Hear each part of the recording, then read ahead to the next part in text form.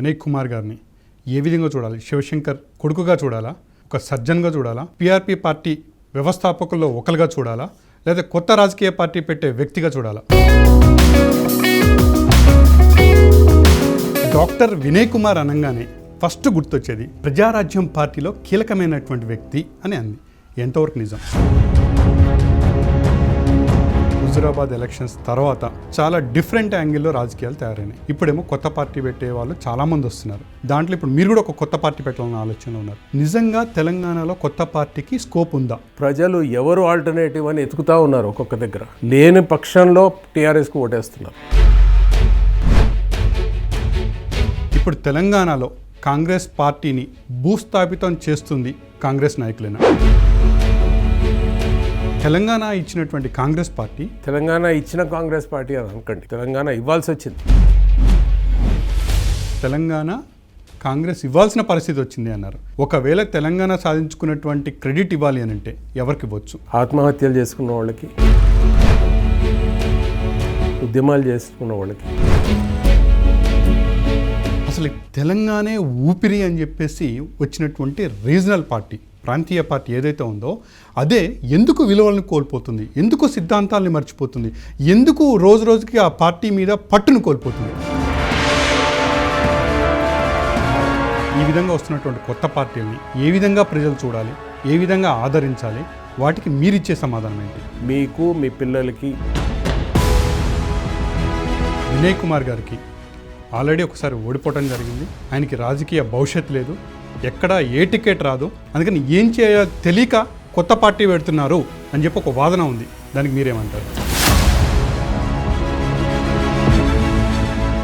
ఎప్పుడైనా ఏ రాజకీయ నాయకుడైనా ఎవరికి వాళ్ళకి హామీలు ఇచ్చుకుంటూనే పోతారు, కానీ ఒక్కసారి అధికారంలోకి వచ్చిన తర్వాత మాత్రం ఎవరికి ఏది చేయరు.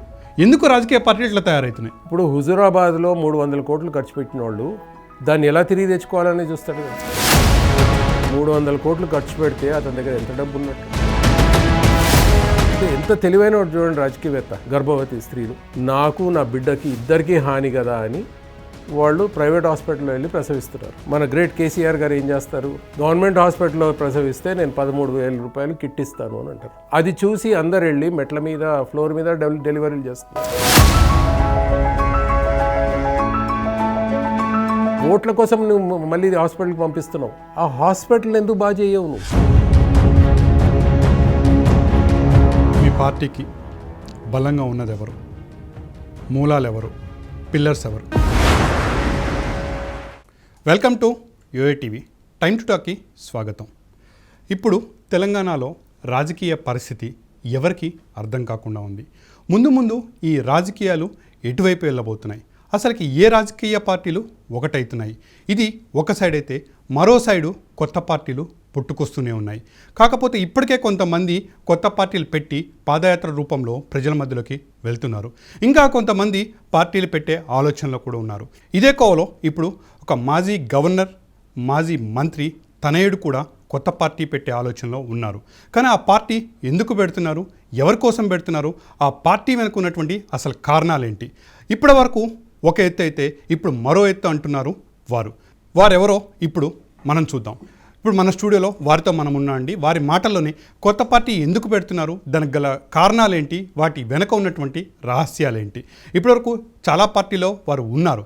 కొన్ని కొత్త పార్టీలు పెట్టిన తర్వాత ఆ పార్టీలు కూడా భూస్థాపితం అయిపోయిన పార్టీలు కూడా ఉన్నాయి. కాకపోతే కొన్ని పార్టీలు మాత్రం వేరే పార్టీలో కలవటం కూడా జరిగింది. ఆ పార్టీలో కీలక పాత్ర పోషించిన వ్యక్తి కూడా ఈ డాక్టర్ వినయ్ కుమార్ గారు. ఈ వినయ్ కుమార్ గారు ఒక డాక్టర్గా చాలా సుదీర్ఘమైనటువంటి సేవాభావంతో చాలామంది మైండ్లో ఉన్నారు. కాకపోతే ఇప్పుడు కొత్త పార్టీ పెడుతున్నారు. ఆ పార్టీ విశేషాలు ఏంటో వారి మాటల్లోనే తెలుసుకుందాం. సార్ నమస్తే అండి. నమస్కారం అండి. సార్ ఎలా ఉన్నారు? బాగున్నానండి. ఫస్ట్ ఆఫ్ ఆల్ ఒకటి చెప్పండి సార్, డాక్టర్ వినయ్ కుమార్ అనగానే ఫస్ట్ గుర్తొచ్చేది ప్రజారాజ్యం పార్టీలో కీలకమైనటువంటి వ్యక్తి అని అంది. ఎంతవరకు నిజం?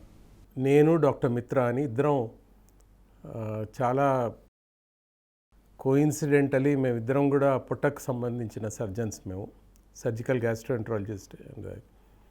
ఇద్దరం అపోలో హాస్పిటల్లో పనిచేసేవాళ్ళం. మిత్ర చాలా సంవత్సరాల నుంచి చిన్నప్పటి నుంచి అల్లు అరవింద్ గారితో సాన్నిహిత్యం ఉంది. సో ఆయన న్యాచురల్గానే వెళ్ళిపోయారు. కానీ అపోలో హాస్పిటల్లో నేను ఎలాగైతే పేషెంట్లను చూసుకునేవాడినో, ఎలాగైతే ఒక చాలా పెద్ద పర్సంటేజ్ పేషెంట్స్ని ఫ్రీగా సర్జరీస్ చేసేవాళ్ళను, అది మిత్ర తరచుగా చూస్తూ ఉండేవాడు. సో అది తనని ఆకట్టుకొని నన్ను ప్రజారాజ్యంలోకి తీసుకొని వెళ్ళడం జరిగింది. ప్రజారాజ్యం 26 ఆగస్టు 2008లో ఎప్పుడైతే అనౌన్స్ అయిందో, దానికంటే ఒక సంవత్సరం ముందు నుంచి మేము వర్క్ చేస్తూ ఉన్నాం. నేను మిత్ర చిరంజీవి గారితో కలిసి స్థాపించడానికి కానీ, సో అనేక విషయాలు మేము కలిసి చేసేవాళ్ళం. సో డెఫినెట్లీ ప్రజారాజ్యంలో అతి ముందుగా స్టార్ట్ చేసిన వాళ్ళలో ఫౌండర్ ఆఫ్ ద పార్టీ అని అనుకుంటే అందులో మిత్ర తర్వాత నేను ఉంటానండి. అసలు ఆ సమయంలో ప్రజారాజ్యం పార్టీ పెట్టడం అవసరమా? డెఫినెట్గా అవసరం. ఆ సమయంలో అంటే చిరంజీవి గారు పార్టీ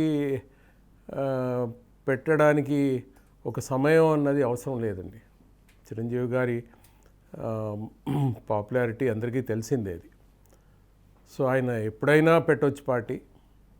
ఈ సమయంలో పెట్టాలి, ఇక్కడ వ్యాక్యూమ్ ఉందా లేదా అన్నది చిరంజీవి గారికి వర్తించదు అది.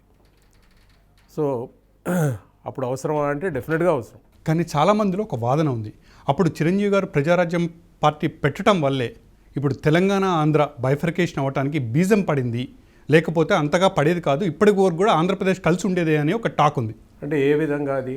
అంటే ఆయన పార్టీ పెట్టడం వల్ల చాలామంది ఓట్ బ్యాంకింగ్ ఏదైతే ఉందో అటు కొంచెం వెళ్ళటం వల్ల, ఎక్కడైతే కొంచెం అటు ఇటు బైఫర్కేషన్ అవ్వటం వల్ల అంతగా పార్టీలు అనేది అక్కడ లేవు అని చెప్పేసి అని అంటున్నారు.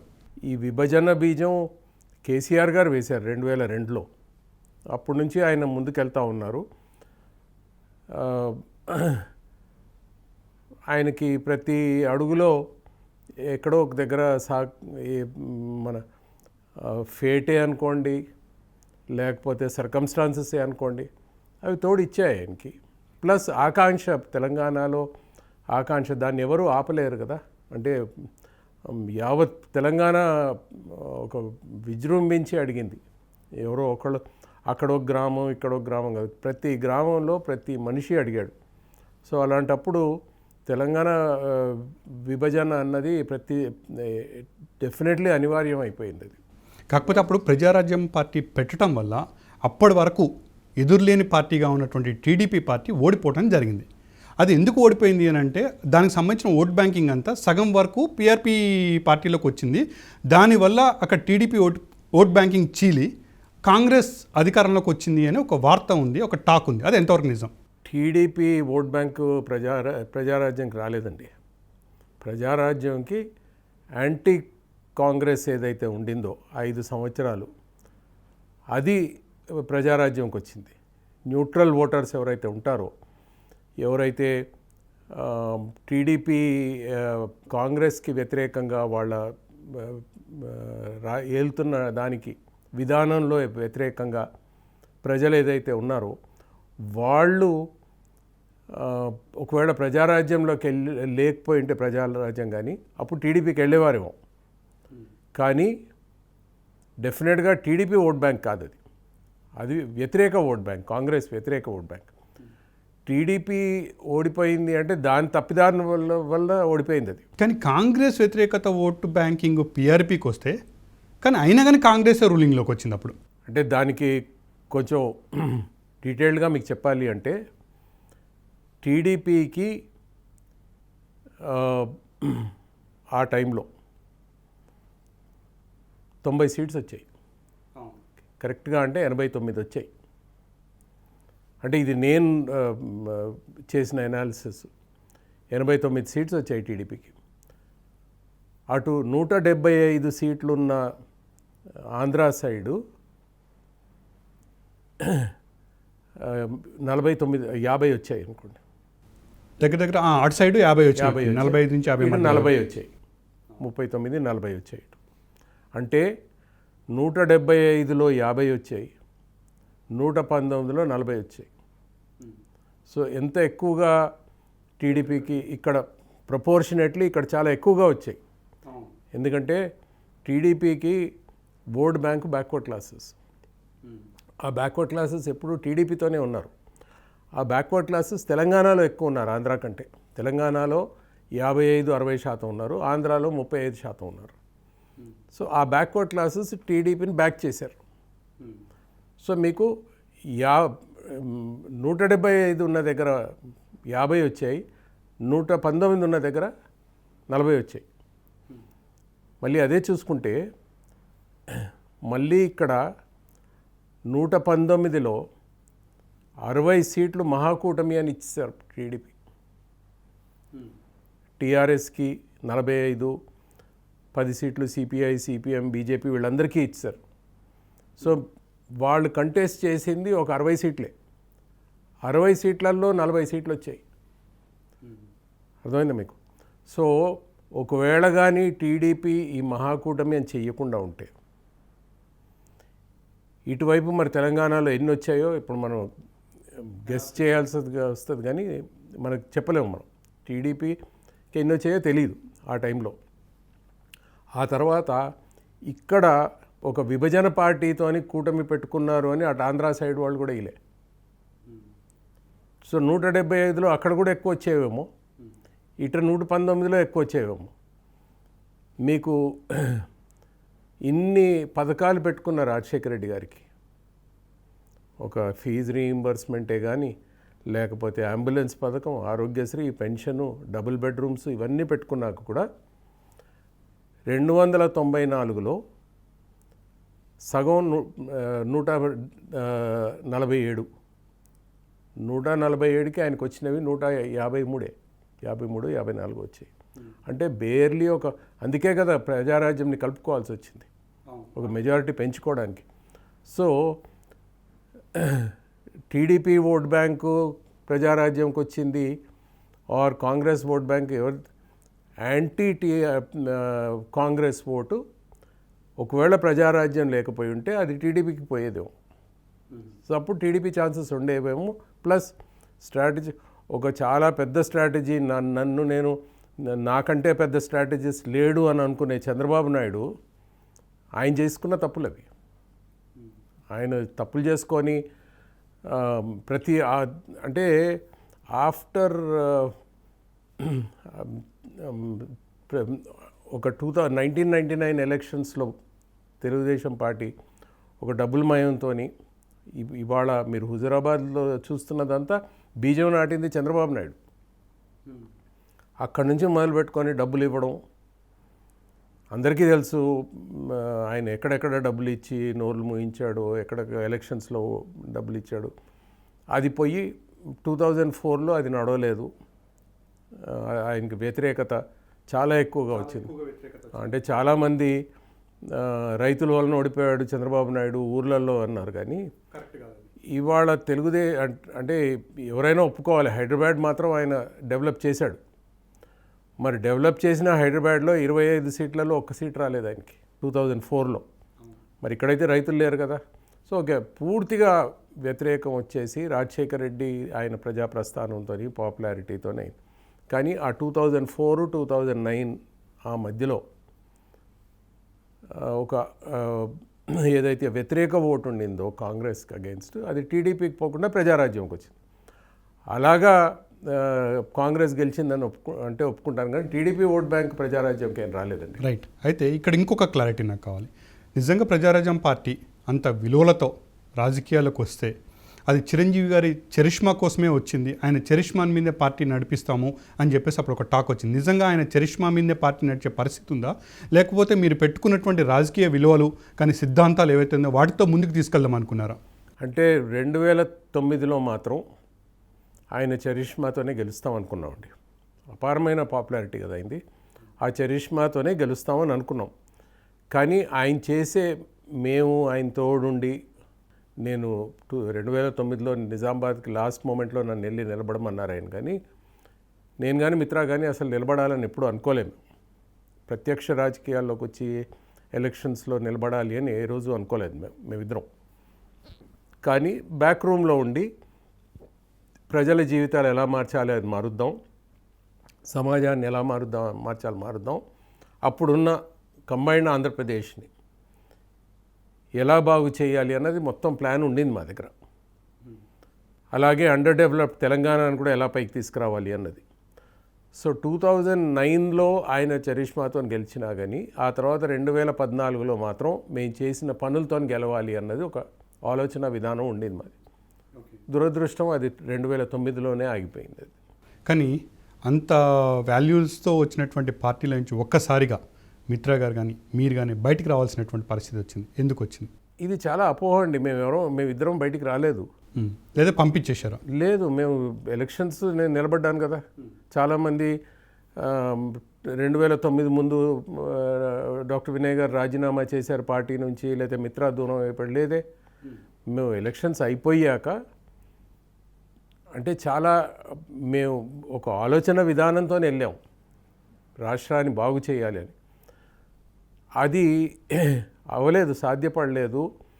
చాలా హోప్స్ పెట్టుకున్నాం. మేము చిరంజీవి గారు ఎట్టి పరిస్థితిలో గెలుస్తారు, మేము ఇది చెయ్యొచ్చు అన్నది. సో అది అవ్వకపోయేసరికి డిసప్పాయింట్మెంట్తో వెనక్కి వెళ్ళాం. కానీ ప్రజారాజ్యం నుంచి బయటికి రావడం అన్నది జరగలే. దాని తర్వాత ప్రజారాజ్యం కాంగ్రెస్తో విలీనం అయిపోయింది. నేను తెలంగాణలో తిరగడం కంటిన్యూ చేసుకున్నాను. మిత్రా మాత్రం దూరం అయ్యాడు. అంత చరిష్మా ఉన్న వ్యక్తి, అంత సీనియర్ పర్సన్, ఒక పార్టీ పెట్టి కొన్ని సిద్ధాంతాలతో ప్రజల ముందుకు వెళ్ళినటువంటి వ్యక్తి ఆ పార్టీని తీసుకెళ్ళి ఇంకొక పార్టీలో మెడ్ చేస్తే పబ్లిక్కి ఏ విధమైనటువంటి సమాధానం ఇవ్వచ్చు అంటారు? అంటే అప్పటికి మేము దూరం అయిపోయాం. సో దానికి అది ఆ మర్చి చేసిన కారణాలు ఏంటి, మేము పూర్తిగా ఇంకా ఎవరితోని టచ్లో లేము. అప్పుడు ప్రజారాజ్యంలో చాలా సత్సంబంధాలతోని క్లోజ్గా తిరిగిన వాళ్ళని కూడా మేము ఎవరితోని టచ్లో లేము, దూరం వెళ్ళిపోయాము. సో అందుకు ఆ విలీన ప్రజారాజ్యం తీసుకొని కాంగ్రెస్లోకి ఎందుకు వెళ్ళి కలిపారు ఆ కారణాలు అసలు తెలియదు. నేను అందరిలాగే టీవీలో మీడియాలో చూసే తెలుసుకున్నాను. కానీ అది ఏ పరిస్థితిలో కలిపారన్నది మాత్రం నాకు తెలియదండి. కానీ మీరు కానీ మిత్రా గారు కానీ ఒక పార్టీ పెట్టినటువంటి అతిపెద్ద వ్యక్తి పెట్టినటువంటి పార్టీలో చాలా కీలకమైనటువంటి వ్యక్తులు. అలాంటి కీలకమైన వ్యక్తులకే తెలియకుండా ఇంకొక పార్టీలో కలపటం, ఆ పార్టీలో నుంచి దూరం అయిపోవటం, ఇవన్నీ చూస్తే ఏమనిపిస్తుంది? అంటే నేను అదే అంటున్నాను కదండి, మేము దూరం అయ్యాం. ఎందుకు దూరం? దగ్గరికి అంటే నేను చెప్పాను కదా, మేము చాలా డిసప్పాయింట్ అయిపోయాం. ఎప్పుడు డిస్కస్ చేయలేదా చిరంజీవి గారితో ఇట్లా డిసప్పాయింట్మెంట్ వస్తుంది అని? తర్వాత ఆయన కలవను కూడా కలవలేదు మేము. అంటే చాలా వరకు ఏంటంటే ఒక టాక్ కూడా ఉంది, ఒక పార్టీ పెట్టిన తర్వాత చాలా మందితో ఆయన కలవరు, ఆయన కొంచెం డిస్టెన్స్ మెయింటైన్ చేస్తారు, ఆయన విధి విధానాలు చాలా డిఫరెంట్గా ఉంటాయి అని. ఆయన చాలా యాక్సెసిబుల్గా ఉండేవారు. అంటే ఆయనకున్న లిమిటేషన్స్కి, పాపులారిటీకి ఆయన అంతగా వెళ్ళి కలుస్తారని అనుకోలేదు. బట్ ఓ రాజకీయవేత్తలా కలవలేదేమో, ఎందుకంటే తెలియదు ఆయనకి. ఇప్పుడు ఆయనకి ఒక హీరోగా ఒక ఫ్యాన్స్ వాళ్ళే కదా, వాళ్ళు ఎప్పుడో ఒకసారి బర్త్డే అప్పుడో స్టార్డమ్ డిఫరెంట్గా ఉండేది అది. సో రాజకీయం అన్నగానే టోటల్గా డిఫరెంట్గా ఉండింది ఆయనకి. బట్ అందులో కూడా ట్రై చేసుకొని రోడ్ షోస్కి వెళ్ళినప్పుడు ఆయాసం వచ్చినా లోపల కూర్చున్నప్పుడు, బయట మనుషులు ఉన్నప్పుడు ఎంత ఆయాసంగా ఉన్నా కానీ బయటకు వచ్చి వాళ్ళందరినీ చెయ్యి ఊపడం, కలవడం. అండ్ ప్రతి ఒక్కళ్ళు ఏంటంటే ఆయనతో చెయ్యి కలపాలని, సో ఆ చెయ్యి ఎక్స్టెండ్ చేయడం అవన్నీ చేసేవారు ఆయన. దానికి అసలు క్వశ్చనే లేదండి. ఆయన ఇన్యాక్సెసిబుల్ అన్నది కాదు, మేము దూరం అయ్యాం ఆయనకి. కానీ ఒకవైపు చూస్తే పిల్లర్స్ ఏమో డాక్టర్ రంగంలో ఉన్నటువంటి వ్యక్తులు, ఇటు పొలిటికల్ పాయింట్ ఆఫ్ వ్యూ రావాలనుకున్న చిరంజీవి గారేమో సినిమా స్టార్డమ్ ఉన్నటువంటి వ్యక్తి. ఈ ఇద్దరు వ్యక్తులతో రాజకీయాల్లో గెలవగలం, రాజకీయాల్లో విన్ అవ్వగలం అని అనుకున్నారు ఎప్పుడైనా? అంటే ఇనీషియల్ డెఫినెట్గా మేము స్టార్ట్ చేసినప్పుడు 220-230 సర్వేలో తేలిన సీట్స్ మాకు. సో డెఫినెట్గా ఉండింది. కొన్ని తప్పులు అయ్యాయి, ఆ తప్పుల వలన ప్రాబ్లం అయింది. కానీ బట్ అదర్వైజ్ దాంట్లో చిరంజీవి గారు తప్పేం లేదని మేము అనుకుంటున్నాం. Okay, Praja Rajyam party point of view చూసుకోవాలంటే వినయ్ గారు చిరంజీవి గారి గురించి చెప్పాలంటే ఒక మాటలో ఏం చెప్తారు? ఆయన సిన్సియర్గా ట్రై చేశారండి. బట్ ఒక స్ట్రాటజీ అన్నది ఎక్కడో దెబ్బతిన్నది. సరే, ఒక విధంగా ఫైనల్గా చెప్పుకోవాలంటే ఈ విషయంలో, ఈ ప్రజారాజ్యం పార్టీ గురించి రాజకీయాల్లో చిరంజీవి గారు విజయం సాధించారా మీ దృష్టిలో? 18% ఓటు తెచ్చుకున్నారు కదండి.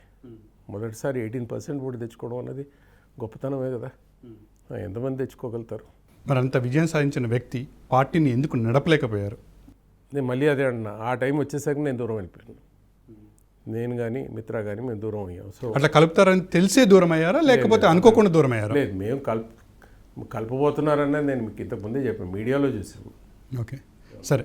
కొంచెం ప్రజారాజ్యం పార్టీని పక్కన పెడితే ఇప్పుడు తెలంగాణలోకి వస్తే, ఇప్పుడు తెలంగాణలో హుజురాబాద్ ఎలక్షన్స్ తర్వాత చాలా డిఫరెంట్ యాంగిల్లో రాజకీయాలు తయారైనాయి.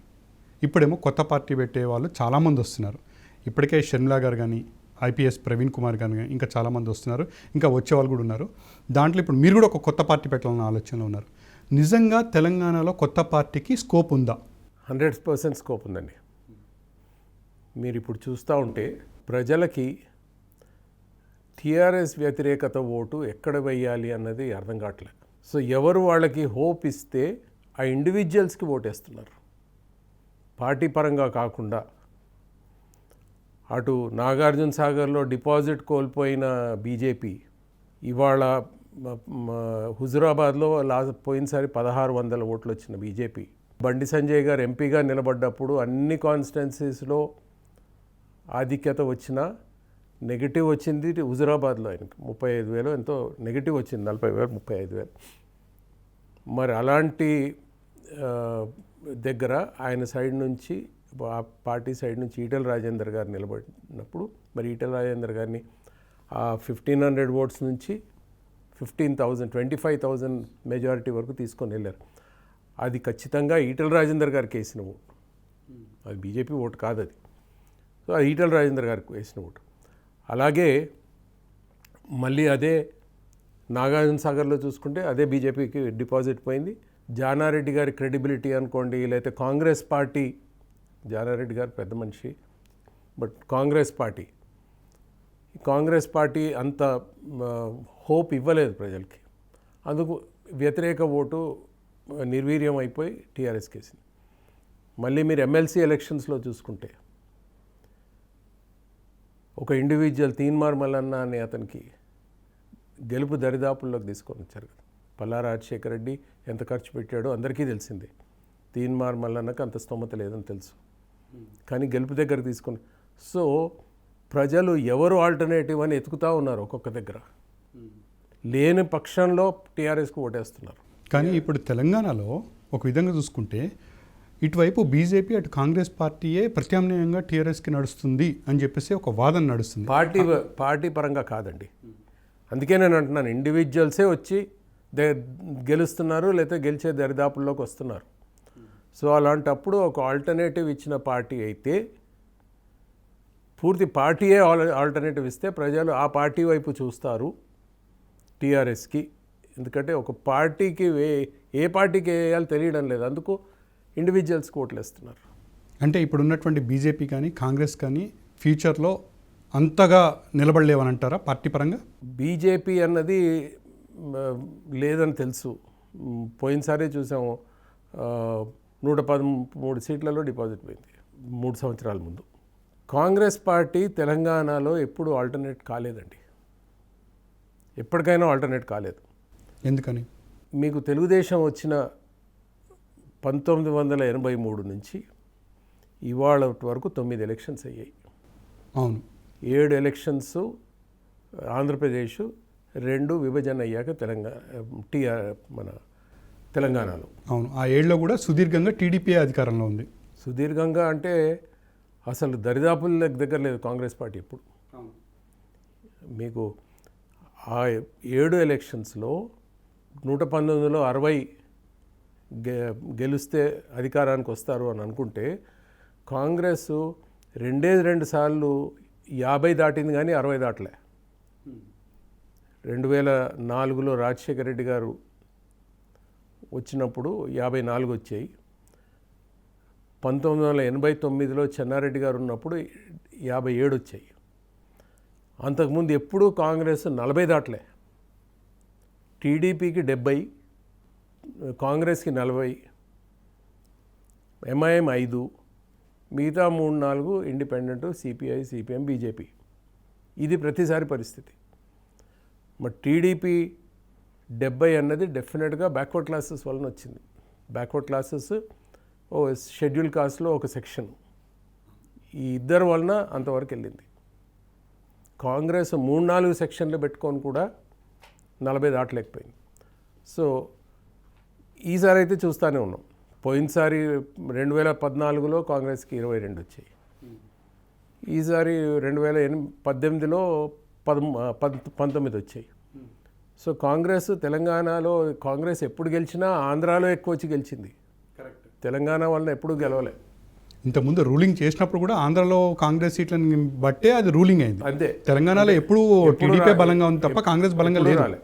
అందుకని ఇక్కడ టీఆర్ఎస్ వాళ్ళని కూడా ఇప్పుడు టీఆర్ఎస్ 1983 ముందు ఇంకా వేరే చాయిస్ లేదు, ఇది ఒకటే పార్టీ కాబట్టి తప్పక ఇక కాంగ్రెస్ పట్టరావాల్సి వచ్చింది. ఒక సెక్షన్ వేయలేదు అనుకుంటున్నాను నేను, ఓట్లు ఎవరికైతే పడలేదో వేయలేదు. బట్ ప్రతిసారి కాంగ్రెస్ వ్యతిరేకంగా ఎవరైనా ఉంటే వాళ్లే, కానీ కాంగ్రెస్ని తెలంగాణ ప్రజలు ఎప్పుడు ఒక రాజకీయంగా కాంగ్రెస్ వైపు చూడలే. అయితే తెలంగాణ ఉద్యమం జరిగిన తర్వాత ఆ ఉద్యమంలో తెలంగాణ సపరేట్ చేయటంలో కూడా కాంగ్రెస్ కొంచెం కీలకంగానే వ్యవహరించింది. అలాంటి తెలంగాణలోనే ఎందుకు కాంగ్రెస్ మొత్తానికి చచ్చిపోయింది? నేను చెప్తున్నా, అసలు కాంగ్రెస్ తెలంగాణలో లేదండి. కాంగ్రెస్ అన్నది తెలంగాణలో ఎప్పుడూ లేదు. రెండోది, తెలంగాణ వరకు వస్తే ప్రజలు 2-3 అంటే 2010 నుంచి చూసుకుందాం మనం, ఎప్పుడైతే ఉద్యమం ఉద్రిక్తమైంది 2002లో టీఆర్ఎస్ వచ్చిన ఉద్రిక్తత అన్నది 2010-2011లో స్టార్ట్ అయింది యాక్చువల్ ఉద్రిక్తత. మరి ఆ ఉద్రిక్తత అప్పుడు కాంగ్రెస్ వాళ్ళు ఒకటి ఎప్పుడైనా ఉద్యమంలో పాల్గొన్నారా? ఎవరు పాల్గొన్నారు? అందరికీ తెలుసు కాంగ్రెస్ వ్యతిరేకిస్తుంది అని. కాంగ్రెస్ వ్యతిరేకిస్తుందని తెలుసు, తెలుగుదేశం వ్యతిరేకిస్తుందని తెలుసు. సో కాంగ్రెస్ వాళ్ళు ఎప్పుడు పాల్గొనలే ఉద్యమంలో. ఏ ఒక్క మంత్రి, కోమటిరెడ్డి గారు ఒక్కళ్ళు రిజైన్ చేసినట్టున్నారు. ఆయన వదిలిపెడితే ఎవరు రాజీనామా చేసి కిందకి దిగిరాలే. కిరణ్ కుమార్ రెడ్డి గారు నేను తెలంగాణకు ఒక పైసా ఇవ్వని ఏం చేసుకుంటారన్నారు. ఇంకొకటి, మీరు ఇవాళ నా దగ్గరికి 10 మంది వచ్చారనుకోండి, నేను లీడర్ని అవుతాను. నేను ఎవరి దగ్గరికన్నా వెళ్తే ఆయన లీడర్ అవుతాడు.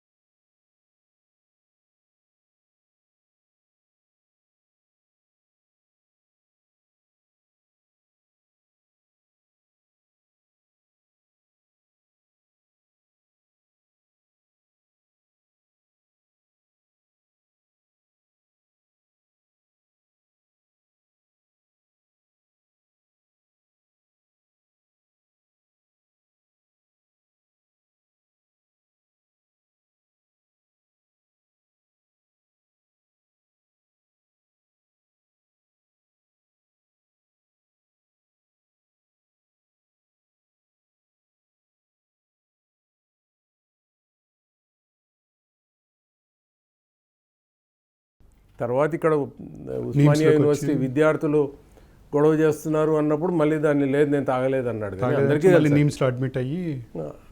సో నేనేమంటున్నానంటే అది ఎప్పుడూ ఉద్యమంలో లేరు. మంత్రులు కుర్చీ వదిలిపెట్టలేదు, పదవులు వదిలిపెట్టలేదు. నాగేందర్ లాంటి వాళ్ళు రోడ్డు మీదకి వెళ్ళి స్టూడెంట్స్ మీద రాళ్ళు కొట్టించారు, కర్రలతో కొట్టించారు ఎవరైతే ఉద్యమం చేస్తారో. అలాంటప్పుడు కాంగ్రెస్కి ఎక్కడి నుంచి వస్తుందండి క్రెడిట్? ఉద్యమంది. మీరేం చేశారు? ఆయన పోట్లాడాడు, ఆయన తీసుకొచ్చాడు అన్నారు. ఆయన కూడా పోట్లాడింది ఏం లేదు, ఒకటే ఒక ఇష్యూ, అదే నిరాహార దీక్ష. బట్ క్రెడిట్ మాత్రం పోయింది. వీళ్ళు చేసింది ఏం లేదు. అసలు చేసిన వాళ్ళు చాలామంది ఉన్నారు. కొండా లక్ష్మణ్ బాపూజీ గారు 1967లో రిజైన్ చేశాడు. ఆయన రిజైన్ చేసి తెలంగాణ వచ్చే వరకు నేను పదవి తీసుకోను అన్నాడు. అసలు ఎంతమంది ఉంటారండి అలాంటి వాళ్ళు?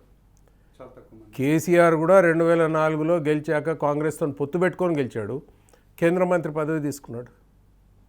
కానీ కొండా లక్ష్మణ్ బాపూజీ 67 నుంచి ఏ పదవి తీసుకోలేదు అతను. 97 సంవత్సరాలు అప్పుడు నేనున్నాను ఆయనతో. వద్దు బాపూజీ అంటే లేదురా నేను వెళ్తా అన్నాడు. చాలా మటుకు ఆయన టూర్ ఆర్గనైజ్ చేసింది నేను, బస్సే కానీ వెనకాల మనుషుల్ని పంపించడం కానీ. 97 సంవత్సరాలకి ఆయన టూర్కి వెళ్ళి స్టేట్ అంతా తిరిగి వస్తా అని మధ్యలో ఆయనకి అస్వస్థత అయితే వచ్చి ఐసీయూలో అడ్మిట్ అయ్యి బాగా అయ్యాక మళ్ళీ స్ట్రేట్ వెళ్ళి బస్సులో కూర్చొని వెళ్ళిపోయాడు, ఎంత చెప్పినా వద్దు బాపూజీ అంటే. సో కానీ కేసీఆర్కి అంటే ఇందులో ఏంటంటే ఎవరు బాగా మార్కెటింగ్ చేసుకోగలుగుతారు, ఎవరు ఎవరు బాగా అమ్ముకోగలుగుతారు అని అంటే కేసీఆర్ అమ్ముకోగలుగుతారు.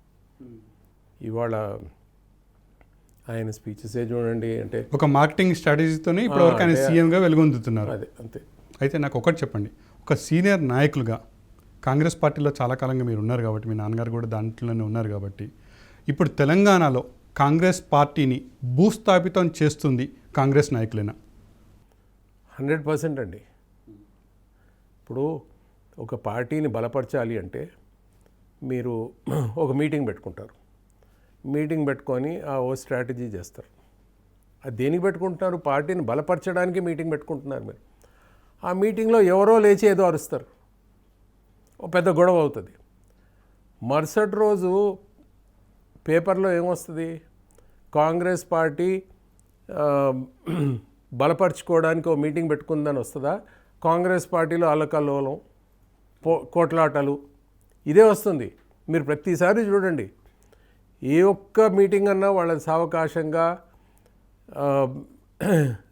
ఒక స్ట్రాటజీ విధంగా విధి విధానాలతో వెళ్ళింది.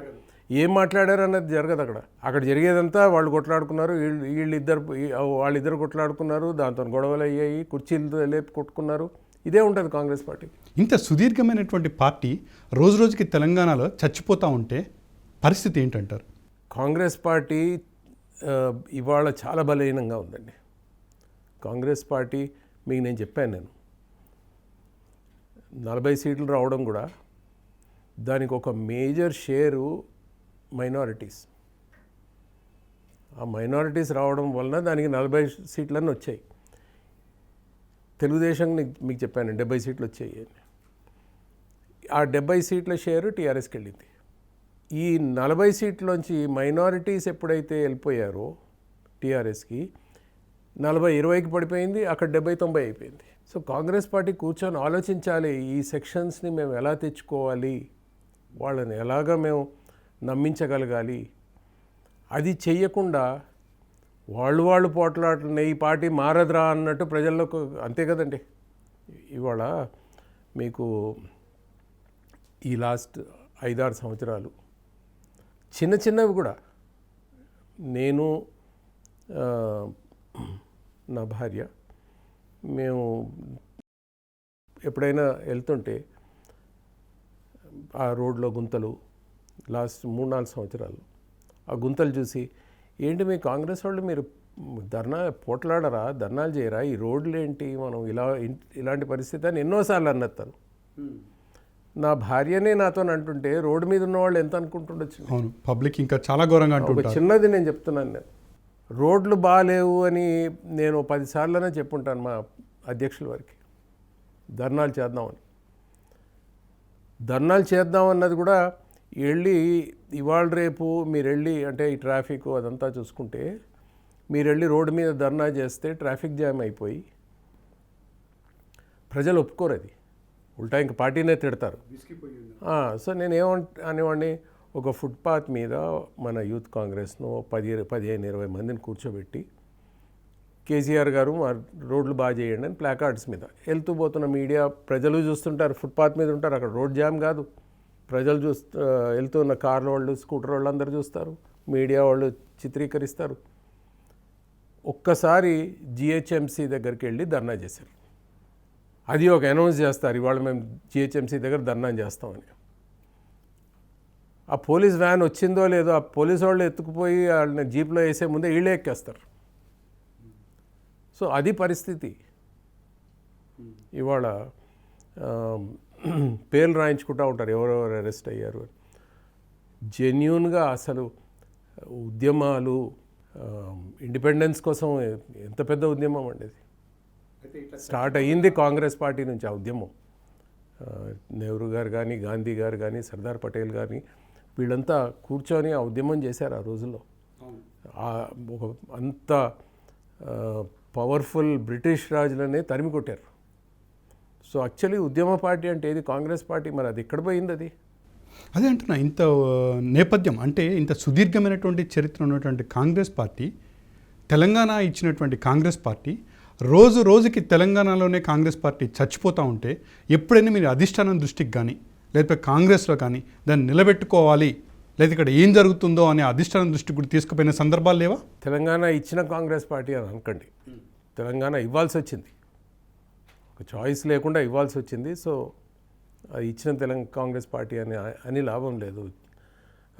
అనేక కారణాల వలన ఇవ్వాల్సి వచ్చింది. ఎంపీలు వెళ్ళి తెలంగాణ ఇస్తే మేము ఇక్కడ మేజర్ సీట్స్ తీసుకొస్తామంటే అప్పుడు బలహీనం అయిపోయింది కదా. 2014లో దేశంలో రాగలుగుతుందో లేదో, ఎన్ని సీట్లు వస్తాయో లేదో తెలియదు, చాలా తక్కువ అయిపోతాయో అన్నప్పుడు ప్రతి దగ్గర ఎక్కడ నుంచి హోప్ వస్తుంది అన్నది అధిష్టానం చూస్తున్నప్పుడు మీరు తెలంగాణ ఇవ్వండి, మేము 17లో 16 సీట్లు, హైదరాబాద్ ఒక్కటి వదిలిపెడితే మిగతా 16 సీట్లు తీసుకొని వస్తాము అని వీళ్ళు వెళ్ళి అష్యూరెన్సెస్ ఇచ్చినవి ఉన్నాయి. సో అలాగా దానివలన ప్రజల్లో వస్తున్న ఉద్రిక్తత వలన ఇవ్వాల్సి వచ్చింది. సో ఇచ్చిన పార్టీ అని కాదు. మీ రెండో ప్రశ్న అధిష్టానానికి చెప్పలేదా అంటే చాలాసార్లు వెళ్ళి చెప్పాం. కానీ అధిష్టానానికి ఏమైపోయిందంటే అంతకుముందు ఆంధ్రప్రదేశ్ అంటే చాలా పెద్ద స్టేటు, 42 సీట్లు. ఇప్పుడు సడన్గా 17 సీట్లు అనేసరికి చాలా చిన్న రాష్ట్రం అయిపోయింది. సో అంత చిన్న రాష్ట్రాన్ని పట్టించుకునే పరిస్థితి కూడా అధిష్టానానికి అంత ఉండిందని నేను అనుకోవడం లేదు. సరే, ఈ విధంగా ఉన్నటువంటి కాంగ్రెస్ పార్టీ పట్టు నిలుపుకోవాలని ఇప్పుడు కొత్తగా పీసీసీకి రేవంత్ రెడ్డి గారిని పెట్టడం జరిగింది. వారి మీద మీ అభిప్రాయం? రేవంత్ రెడ్డి గారు అంటే ఒకటి నేననే అవసరం లేదు, మొన్న జగ్గారెడ్డి కానీ లేకపోతే పొన్నం ప్రభాకర్ కానీ ఉట్టి మీటింగ్లు పెడితే అవుతుంది అని ఇవాళ కాంగ్రెస్ కాడర్ ఏదైతే పూర్తిగా అంతకుముందు 5 సంవత్సరాలు 6 సంవత్సరాలు నిద్రపోయిందో ఆ కాడర్కి కొంచెం హోప్ వచ్చింది. నాన్ కాంగ్రెస్ కాడర్ ఎక్కడా లేదు, కాడర్కే కొంచెం హోప్ వచ్చింది. ప్లస్ ఇవాళ ఒక జనంని పోగు చేయాలంటే అంత కష్టమేం కాదండి, డబ్బులుంటే. బస్సులు పంపించడం, డీసీఎం వ్యాన్లు పంపించడం, తీసుకొని రావడం. నేను ఒక మీటింగ్లో చూశాను, నేను మన నెక్లెస్ రోడ్లో అక్కడ అది ఆ పక్కన ఉంది ఎంటీ ప్లేస్, అక్కడ ఒక ఈ డిమానిటైజేషన్ అప్పుడు ఒక ధర్నా పెట్టుకున్నాం. సరిగ్గా 5 అయ్యేసరికి అందరు లేచి వెళ్ళిపోతున్నారు జనం, ఎవరూ లేరు. 10 మంది ఉన్నారు పట్టుమని, అంత ఫుల్ ఉంది. అంటే అక్కడ నుంచి లేబర్ని తీసుకొని వచ్చారు. మన ఇంట్లో కూడా పనిచేస్తున్నప్పుడు లేబర్ వచ్చినప్పుడు సరిగ్గా 5 o'clockకి వాళ్ళ చేతిలో గడియారం లేకపోయినా తెలిసిపోతుంది, బయలాజికల్ క్లాక్ అంటాం మేము. సో ఆ పరిస్థితి. సో అలాగా మీరు ఇవాళ జనాన్ని తీసుకురావాలంటే ప్రాబ్లం కాదు, జనాన్ని ఎంతైనా తీసుకురావచ్చు. ఇప్పుడు హుజురాబాద్లో Congress party meeting Revanth Reddy address చేసినప్పుడు 50,000 మంది వరకు వచ్చారంట. మరి 47,000 మంది ఎక్కడ పోయారండి? 3,000 మంది. అంటే మీరు బూతుల్లో ఉన్న మీ ఓన్ బూత్ ఏజెంట్స్ వేసినా కానీ 3,000 కంటే ఎక్కువ వచ్చాయి ఓట్స్. కరెక్ట్. సో అలాగా జనాన్ని పోగు చేయగానే వాళ్ళు ఓట్లు వేసేస్తారు అని ఎలక్షన్స్ ముందు కాంగ్రెస్ ఉత్తమ్ కుమార్ రెడ్డి ఎక్కడికి వెళ్ళినా కానీ ఒక 20,000 మంది ఉండేవారు. అయితే అక్కడికి వెళ్ళే ముందు ఒక్కసారి నాకు క్లారిటీ ఇవ్వండి. రేవంత్ రెడ్డి గారి వల్ల కాంగ్రెస్ పార్టీ బాగుపడిపోతుందా, లేకపోతే ఇంకా చచ్చిపోతుందా, లేకపోతే కనీసం గాడిలో అన్నా పడుతుందా? కాంగ్రెస్ పార్టీ ప్రతి ఒక్కళ్ళు ఏమంటారు, ఓ మహాసముద్రం అంటారు. ప్రతి ఒక్కడు ఒక ఇండివిజువల్ అండి. అక్కడ నేను అనౌన్స్ చేసినప్పుడు అడిగాను నన్ను. ఆఫ్కోర్స్ ఇప్పుడైతే రాజీనామా చేశాను నేను, అప్పుడు ఇంకా చేయలేదు. పార్టీ అనౌన్స్ చేస్తున్నారు, రాజీనామా చేశారా అంటే, నాకు కాంగ్రెస్ పార్టీలో నాకు ఫ్రెండ్ అంతకుముందు ఒకటి చెప్పాడు, అన్న 4 రోజులు గాంధీ భవన్లో నువ్వు కనిపిస్తే కాంగ్రెస్ పార్టీలో ఉన్నట్టు, 4 రోజులు కనిపించకపోతే నువ్వు కాంగ్రెస్ పార్టీలో లేనట్టు అని. సో అది ఆలోచన విధానం. సో ఆ ఆలోచన విధానంలో ప్రతి ఒక్కడు ఒక ఇండివిజువల్. వాళ్ళందరినీ రేవంత్ రెడ్డి కాదు కదా ఎవరికీ కంట్రోల్ చేయడం సాధ్యం కాదు అది. అందరూ ఇన్ని డైరెక్షన్స్ ఉన్నాయా అన్నట్టు అన్ని డైరెక్షన్స్లో ఆలోచిస్తారు. నేనే కరెక్ట్ అనుకుంటారు. ఆ డిసిప్లిన్ తీసుకురావాలి. ఆ డిసిప్లిను రేవంత్ రెడ్డి గారు కాదు కదా, అధిష్టానంలో కూడా ఎవరు వచ్చినా అంత డిసిప్లిన్ ఉంటుంది అని, ఎవరు వచ్చినా అన్నప్పుడు అందరికంటే పెద్ద మనిషి వచ్చినా కానీ ఆ డిసిప్లిన్ వస్తుంది అని నేను అనుకోవడం లేదు. అంటే ఎప్పటికీ ఇక పటిష్టం అయ్యే ఆలోచన కూడా ఉందో లేదో కూడా తెలియదు. ఇవాళ మైనారిటీస్ మళ్ళీ తిరిగి కాంగ్రెస్కి వెళ్ళే పరిస్థితి ఉందా? వాళ్ళు వెళ్తే కదా అప్పుడు 40కి వెళ్తారు. రేవంత్ రెడ్డి గారు వచ్చిన తర్వాత ఊపు వస్తుంది అని చెప్పేసి అన్నారు. కానీ కొంతకాలం మాత్రం ఆ ఊపు కనిపించింది. ఫస్ట్ టైం బైపోల్కి వెళ్ళినటువంటి హుజురాబాద్లో మాత్రం దారుణంగా ఓడిపోవడం జరిగింది. ఇప్పుడు దీన్ని రేవంత్ రెడ్డి పాయింట్ ఆఫ్ వ్యూలో చూడాలా, లేదా కాంగ్రెస్ పాయింట్ ఆఫ్ వ్యూ చూడాలా? అక్కడ ఓటమిని ఏ విధంగా చూడొచ్చు? బేసికలీ కాంగ్రెస్ పార్టీ అనండి. అంటే అది రేవంత్ రెడ్డి వచ్చిండొచ్చు. రేవంత్ రెడ్డిని ఇవాళ సీనియర్లు రెస్పెక్ట్ చేస్తారని నేనేం అనుకోవడం లేదు. అధిష్టానం కూడా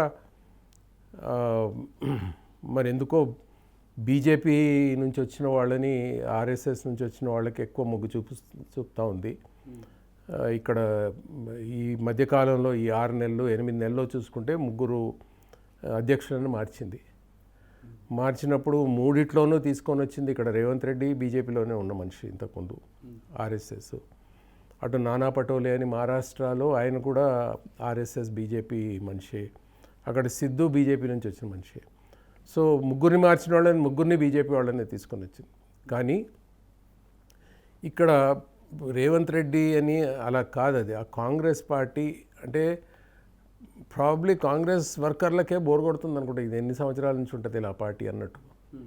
ఎందుకంటే రేవంత్ రెడ్డి మరి దుబ్బాకలో ఆయన ఓ మండలానికి ఇన్ఛార్జ్ ఉన్నారు.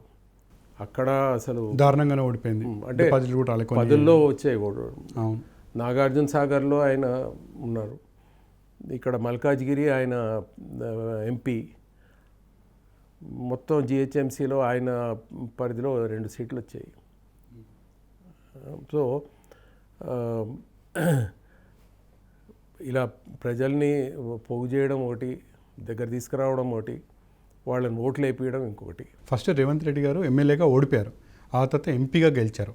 ఎంపీగా గెలిచినటువంటి నియోజకవర్గం ఏదైతే ఉందో ఆ లోక్సభ స్థానం మల్కాజ్గిరి, అక్కడ ఎక్కువగా ఆంధ్ర వాళ్ళు కూడా ఎక్కువగా ఉన్నారు అక్కడ. అంటే ఆంధ్ర ఓట్లు పట్టడం వల్లే రేవంత్ రెడ్డి గారు గెలిచారు అని ఒక టాక్ ఉంది. నిజంగా అలా ఆంధ్ర ఓట్లు పట్టడంతోనే గెలిచిందా, లేదా అక్కడ రేవంత్ రెడ్డి గారి మీద అభిమానం ఉందా, లేకపోతే ఆ స్థానం గెలుపుని ఏ విధంగా చూడొచ్చు? అంటే 100% అంటే రేవంత్ రెడ్డి గారి మీద అభిమానము అంటే ఏంటి? ఆయన టీడీపీ నుంచి వచ్చారు, అక్కడ ఆంధ్ర వాళ్ళు ఎక్కువ ఉన్నారు, వాళ్ళు ఓటేశారు. ఆయన ఇంకా టీడీపీ మనిషిగానే చూస్తున్నారు చాలామంది. సో అలాంటప్పుడు వాళ్ళు ఓటేశారు. సో ఆ సెక్షన్ వేసినందుకే రేవంత్ రెడ్డి గెలవడం జరిగింది అక్కడ.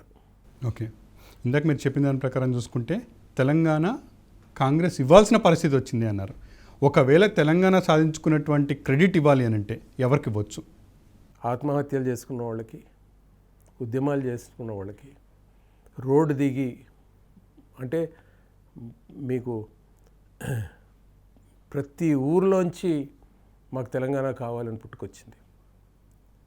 అసలు సిసలైన క్రెడిట్ మొత్తం వాళ్ళకి ఇవ్వాలండి, ఒక ఇండివిజువల్కి ఇవ్వాల్సిన క్రెడిట్ కాదు ఇది.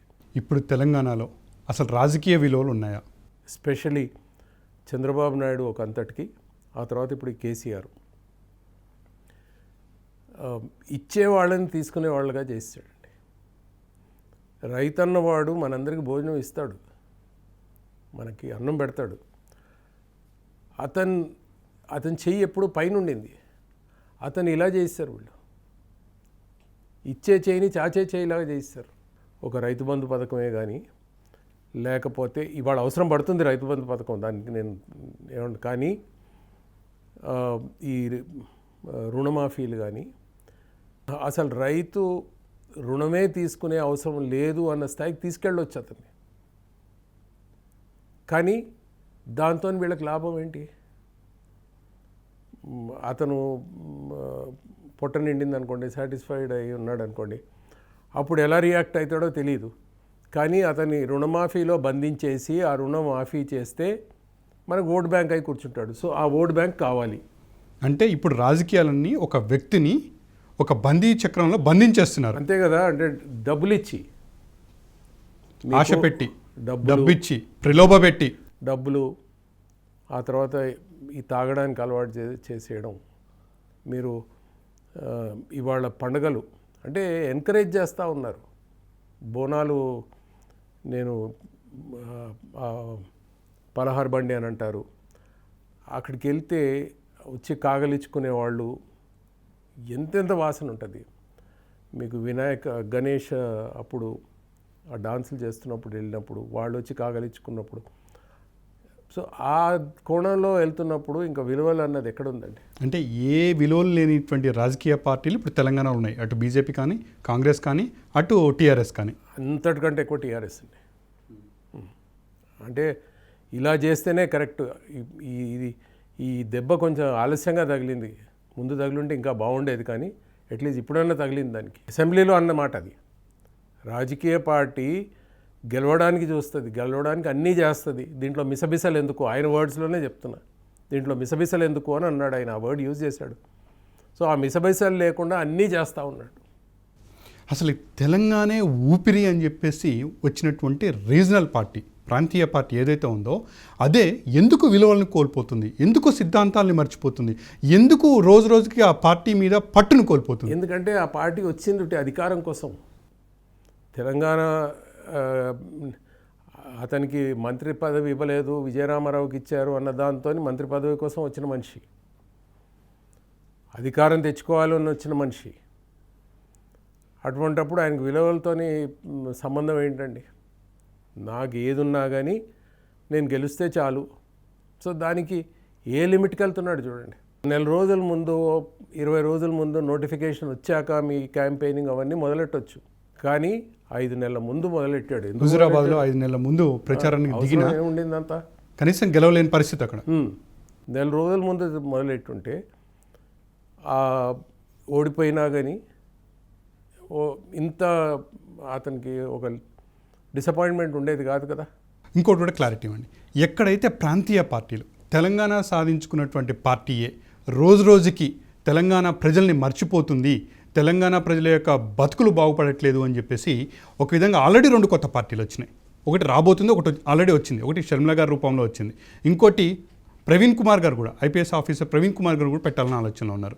నిజంగా తెలంగాణ ప్రజల కోసమే ఆ పార్టీలు వాళ్ళు వస్తున్నారా, లేకపోతే వాటి వెనక కూడా ఏమైనా రాజకీయ ఉద్దేశాలు ఉన్నాయంటారా? ప్రవీణ్ కుమార్ గారు పెట్టబోతున్నారని కాదు, అంటే ఆయన ఉన్న పార్టీలోకి వెళ్ళారు, బీఎస్పీ పార్టీలోకి, బహుజన్ సమాజ్ పార్టీలోకి వెళ్ళారు. చాలా రోజుల నుంచి సర్వీస్ చేస్తూ ఉన్నారు. ఆయన సోషల్ వెల్ఫేర్ డిపార్ట్మెంట్నే ఆకట్టుకొని 7 సంవత్సరాలు, అసలు అది ఐపీఎస్కి సంబంధం లేనిది అది. అవును. కానీ దాన్ని తీసుకొని అందులో నేను చేయొచ్చు అని చేస్తూ ముందుకెళ్ళారు. సో ఆయన ఒక సర్వీస్ మోటివ్తోని కనిపిస్తూ ఉన్నారు. షర్మిలాది మాత్రం నాకు అర్థం కాలేదండి ఇంతవరకు. షర్మిలాది ఫస్ట్ ఆఫ్ ఆల్ ఒక అంచనా వేసుకుంటాం. నేను ఒకవేళ కానీ పార్టీ పెడితే నా దగ్గరికి ఎవరెవరు రాగలుగుతారు, నేను అవన్నీ వేసుకున్నాను నేను. సో షర్మిల ఏ పరిస్థితిలో ఎందుకు పెట్టింది అన్నది మాత్రం నాకు అర్థం కాల. వాళ్ళ అన్న కానీ అటు ముఖ్యమంత్రికి లేకపోయి ఉంటే, ఈవిడ రాజశేఖర రెడ్డి కూతురే ఉండి, ఒకవేళ జగన్ అన్న మనిషి అసలు లేకపోతే 100% ఆవిడ ఆంధ్ర సైడే పెట్టేది పార్టీ. కానీ వాళ్ళ అన్న ఉన్నాడు కాబట్టి అక్కడ తనకి ప్లేస్మెంట్, లేకపోతే వాళ్ళ అన్న తనకి రాజ్యసభ సీట్ ఇచ్చినా కానీ అందరూ అనేది, లేకపోతే కడప నుంచి ఎంపీగా నిలబెట్టినా కానీ ఇక్కడికి వచ్చేది కాదు. అక్కడ స్పేస్ లేదు కాబట్టి ఇక్కడికి వచ్చింది. మరి ఇక్కడికి వచ్చినప్పుడు 2014లో రాజశేఖర రెడ్డి గారు పోయి అప్పటికి 5 సంవత్సరాలే అయింది. జగను కొంచెం గొడవ చేస్తూ ఉన్నాడు. ఆ మహబూబాబాద్ వెళ్తున్నప్పుడు ట్రైన్లో కొంచెం అతని పేరు ఇంకా ఉండింది నిలకడగా ఇక్కడ బిఫోర్ బైఫర్కేషన్. 2014లో నిలబడ్డాడు ఎలక్షన్స్లో. మరి 2014లో ఎలక్షన్స్లో నిలబడ్డప్పుడు 106 సీట్స్లో నిలబడితే వాళ్ళు గెలిచింది ఒకటి అనుకుంటా. అవును, ఒకటి వచ్చినట్టుంది, ఒకటి దగ్గర ఒకటి వచ్చింది. Total percentage of votes 6%. మరి 2014 తర్వాత ఇవాళ 2024 10 సంవత్సరాలు అయిపోయింది. ఇవాళ ఏం హోప్స్తో వస్తుంది షర్మిల నాకు అర్థం కాలేదు. మరి తను ఏదైనా క్యాల్కులేషన్స్ చేసుకుందేమో నాకు తెలీదు, అర్థం కూడా కావట్లేదు. నాకే కాదు చాలామందికి అర్థం కావట్లేదు. ఇప్పుడు తెలంగాణలో ఆల్రెడీ కొత్త పార్టీలకు స్కోప్ ఉంది అన్నప్పుడు ఇలా ఈ విధంగా వస్తున్నటువంటి కొత్త పార్టీలని ఏ విధంగా ప్రజలు చూడాలి, ఏ విధంగా ఆదరించాలి, వాటికి మీరిచ్చే సమాధానం ఏంటి? ప్రజలు మరి ఎవరిని నమ్మితే వాళ్ళ దగ్గరికి వెళ్తారు. నేను సమాధానం కంటే ఎక్కువ ఒక అడ్వైజ్ లాగా ఇస్తాను. మీ జీవితాలు ఎవరు బాగు చేయగలుగుతారు, మీ జీవితాలు ఎవరు మెరుగుపరచగలుగుతారు, ఎవరు బాగా చేయగలుగుతారు, వాళ్ళ వైపు చూడండి. ఈ డబ్బులు తీసుకోవడం ఇవన్నీ మానేయండి. లేకపోతే ఇప్పుడు మల్లారెడ్డి అన్నాడు కదా, ఎవరో వెళ్ళి ఏదో ఇది లేదు అని అంటే నీకు డబ్బులు ఇచ్చాను కదా ఇంకెందుకు అడుగుతున్నావు అన్నాడు. ఎలక్షన్లో అప్పుడు డబ్బులు ఇచ్చాను కదా, ఏదో నువ్వు ఇది రోడ్డే ఇస్తాను, నాకే జ్ఞాపకం లేదు, రోడ్డే ఇస్తాను అన్నావు ఏదో అన్నాడు, డ్రైనేజో ఏదో. అంటే నీకు ఎలక్షన్లో అప్పుడు డబ్బులు ఇచ్చాను కదా, ఇదే ఉంది, కొనేసుకున్నాం, ఇంకా వీళ్ళతో పనే ఉంది. సో ఆ పరిస్థితుల నుంచి మీరు బయటపడాలంటే మిమ్మల్ని మీరు ఆలోచించుకోండి. మీకు మీ పిల్లలకి భవిష్యత్తు బాగా కావాలా, లేకపోతే ఇలాంటి వాళ్ళే కావాలా? ఒక్క మాటలో చెప్పాలంటే షర్మిల గారి పార్టీ గురించి కానీ షర్మిల గురించి కానీ చెప్పాలంటే ఏం చెప్తారు? ఒకటే మాటలో చెప్పాలంటే నాకు అర్థం, తను ఎందుకు వచ్చింది, ఏం చూసుకొని వచ్చింది అన్నది నాకు అర్థం కాదు. అదే ఐపీఎస్ ప్రవీణ్ కుమార్ గారిని చూస్తే మీ అభిప్రాయం? ఐపీఎస్ ప్రవీణ్ కుమార్ మీకు చెప్పాను నేను, తను ఒక సర్వీస్ మోటివ్తో కనిపించాడు ఇన్ని రోజులు. ఆ సర్వీస్నే నేను ఇవాళ రాజకీయాల్లోకి వచ్చి చేస్తా అనుకుంటున్నాడేమో మరి. ఇప్పుడు టీఆర్ఎస్ పార్టీ పరిస్థితి ఏంటి తెలంగాణలో? ఆ పార్టీలో ఉన్నటువంటి నాయకుల మీద వస్తున్నటువంటి భిన్నాభిప్రాయాలు ఏవైతే ఉన్నాయో వాటిని ఏ విధంగా చూడొచ్చు? హుజురాబాద్లో ఓటమిని ఏ విధంగా చూడొచ్చు? టీఆర్ఎస్ పార్టీ గురించి ప్రజలు ఎంత తొందరగా తెలుసుకుంటే అంత మంచిదండి. టీఆర్ఎస్ పార్టీ అన్నది మీ జీవితాలు బాగు చేసే పార్టీ కాదు, మీ జీవితాలు మార్చే పార్టీ కాదు. రోజు సాయంత్రము ఆ పార్టీ మంత్రులు కానీ ఎమ్మెల్యేలు కానీ సెక్రటేరియట్ నుంచి కానీ వాళ్ళ మంత్రిత్వ ఆఫీసుల నుంచి కానీ ఇంటికి వెళ్ళి కూర్చొని ఇవాళ నా నియోజకవర్గ ప్రజల కోసం నేను ఇది చేశాను, రేపు ఏం చేస్తే ఇంకా వీళ్ళ జీవితాలు బాగుపడతాయి అని వాళ్ళు ఆలోచిస్తారని అనుకుంటే మనం ఒక భ్రమలోనే ఉన్నాం. ఇవాళ నేను 1 కోటి రూపాయలు చేసుకున్నాను, రేపు దాన్ని 2 కోట్లు ఎలా చేసుకోవాలన్న దాంట్లోనే. అంటే వాళ్ళు ఎంతవరకు ప్రజల బాగోగులు నిర్వీర్యం చేస్తున్నారంటే, ఏముంది చేసే అవసరం ఏముంది, 5 సంవత్సరాలు అయినాక వాళ్ళకి ఓటుకి ఇంత డబ్బులు ఇస్తే వాళ్ళు వేసేస్తారు, మనం పనిచేయాల్సిన అవసరం ఏముంది. ఇవాళ నాకు తెలిసిన మంత్రులు చాలామంది ఏం చేస్తున్నారా అంటే ప్యాకాట్లాడుతుంటారు. సో ఇటువంటి వాళ్ళని ఎన్నుకునే అవసరమా అన్నది ప్రజలు ఆలోచించాలి. అందులోంచి ఆలోచించి అర్థం చేసుకొని ఈ టీఆర్ఎస్ అన్నది మీ జీవితాలు మారుస్తుంది అన్న భ్రమలోంచి బయటికి రండి. అదొకటే చెప్పబడతారు. ఒకప్పుడున్న రాజకీయాలు ఇప్పుడు ఉన్నాయా? లేదండి. ఎందుకు అంత దారుణంగా కుళ్ళిపోతున్నాయి? శివశంకర్ గారు, మా నాన్నగారు 1979లో ఆయన రాజకీయాల్లోకి వచ్చారు. ఇందిరాగాంధీ గారి కేసులు పోట్లాడాక ఇక్కడ బై ఎలక్షన్ వస్తే నిలబడమని. అంతకుముందు ఉన్న రాజకీయవేత్తలందరూ 20-25 సంవత్సరాల నుంచి అట్టడుగు లెవెల్ నుంచి పైకి వచ్చిన వాళ్ళు. పివి నరసింహారావు గారు పంచాయత్ నుంచి పైకి వచ్చారు. ఆయన ప్రణబ్ ముఖర్జీయే కానీ, విజయభాస్కర్ రెడ్డి గారే కానీ, వెంగళరావు గారే కానీ, వీళ్ళంతా గ్రాస్ రూట్స్ నుంచి పైకి వచ్చినాడు. ఇన్ఫ్యాక్ట్ నాన్నగారు సడన్గా వచ్చేసి మంత్రి అయిపోయేసరికి ఆయన్ని మోస్ట్ ఇన్ఎక్స్పీరియన్స్డ్ అనేవారు. అయితే శివశంకర్ గారు ఎప్పుడైతే రాజకీయాల్లోకి వచ్చారో అప్పుడు తన వృత్తిని వదిలేశారు. లాయర్ వృత్తిని వదిలేసి పూర్తిగా అందులోకి వెళ్ళి సర్వీస్ మోటివ్తో ఉన్నారు ఆయన. దాని తర్వాత 1900 ముందేమో పూర్తిగా career politicians, P V Narasimha Rao, Vengala Rao, Vijaya Bhaskar Reddy, అంతా అంటే ఇంకా ఆ రాజకీయాలే ఒక వాళ్ళకి ప్రొఫెషన్. అక్కడి నుంచి శివశంకర్ గారు లాంటి వాళ్ళు వచ్చారు. ఒక ప్రొఫెషన్ నుంచి రాజకీయాల్లోకి వచ్చి ఆ ప్రొఫెషన్ వదిలేశారు. 90లో 2000లో ఆ మార్పు ఏమైందంటే మీకు చిదంబరం గారే కానీ, కపిల్ సిబ్బలే గారే కానీ, ఆ తర్వాత మన బీజేపీ నుంచి అడ్వకేట్గా ఉండేవారు, చనిపోయారు, ఫైనాన్స్ మినిస్టర్ అండి. అలాంటి వాళ్ళు ఎప్పుడైతే పవర్లో ఉన్నారో వాళ్ళు మంత్రులుగా ఉన్నారు. పవర్ లేదో మళ్ళీ వెళ్ళి వృత్తి ప్రాక్టీస్ చేశారు. అంటే మంత్రి పదవి వరకు అక్కడ ఉండి వాళ్ళు తిరిగి వెళ్ళి సుప్రీంకోర్టులో ప్రాక్టీస్ మొదలుపెట్టారు. ఇప్పుడు నేను అంటున్న ఫైనాన్స్ మంత్రి బీజేపీకి రీసెంట్లీ చనిపోయాడు ఆయన. వీళ్ళంతా చిదంబరం కానీ, కపిల్ సిబ్బల్ కానీ పవర్ లేదు అనుకున్నప్పుడు వెళ్ళి సుప్రీంకోర్టులో ప్రాక్టీస్ మొదలుపెట్టారు. ఇది 1990, 2000లో వచ్చిన మార్పు. ఆ ముందు నుంచి తర్వాత 2010 తర్వాత ప్యూర్ బిజినెస్ మెన్ వచ్చారు. ఇందులో పవర్లో ఉన్న బిజినెస్కు వాడుకుంటున్నారు, పవర్లో లేకపోయినా వాళ్ళు ఒక ఎంపీ గానో ఎమ్మెల్యే గానో ఆ బిజినెస్ని అభివృద్ధి చేసుకోవడానికి. సో మరి ఇంకెక్కడున్నాయండి విలువలు?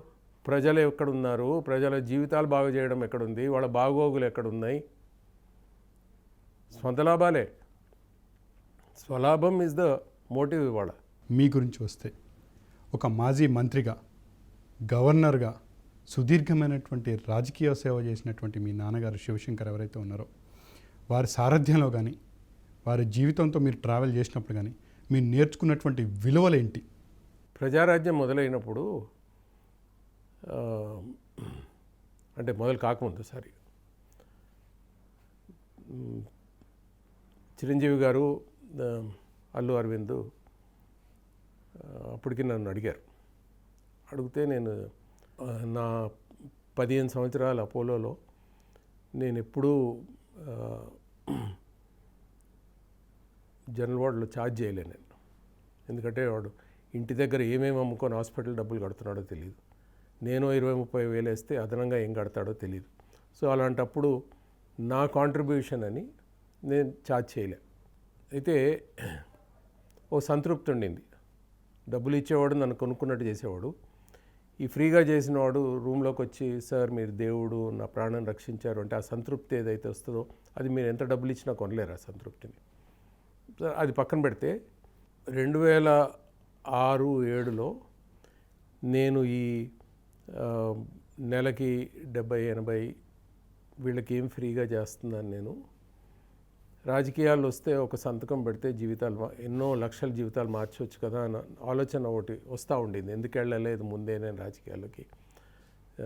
శివశంకర్ గారి పొజిషన్ని అడ్వాంటేజ్ తీసుకొని నేను ఎందుకు ముందుకెళ్ళలేదు? అట్లీస్ట్ ఏదన్నా చేయగలిగే వాడిని నేను అనుకున్నప్పుడు అప్పుడు ప్రజారాజ్యం, చిరంజీవి గారు, మిత్ర, అల్లు అరవింద్ వీళ్ళు మా ఇంటికి వచ్చారు.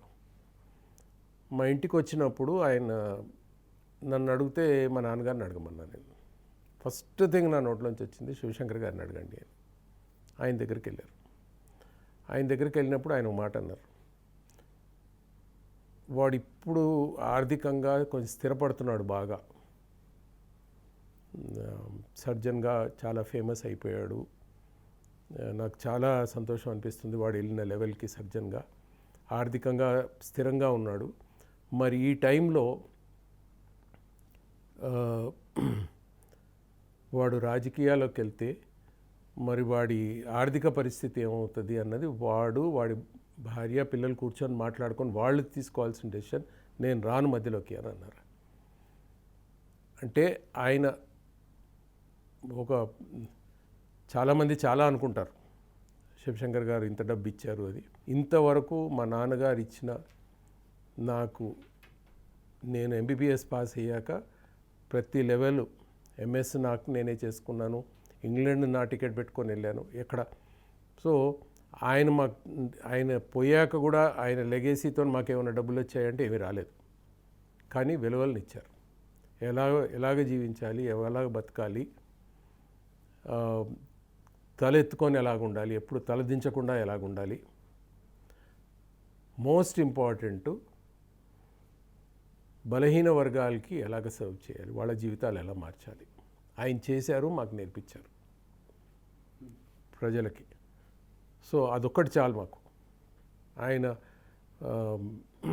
ఎంత డబ్బు ఇచ్చినా కానీ ఈ లెవెల్కి మాకు ఆ రికగ్నిషన్ కానీ మాకు సంతృప్తి ఉండేది కాదు.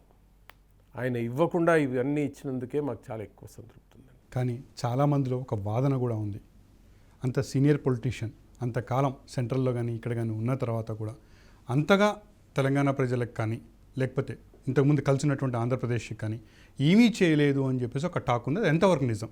దురదృష్టం ఏంటంటే, నేను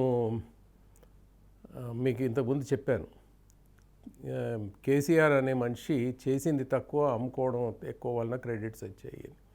ఇవాళ చాలా ప్లేసెస్లో చూస్తున్నాము, ఇవాళ మార్కెటింగ్ అన్నది చాలా ఇంపార్టెంట్ అయిపోయింది. అంటే తనను తను అమ్ముకోవడం అన్నది చాలా ఇంపార్టెంట్ అయిపోయింది.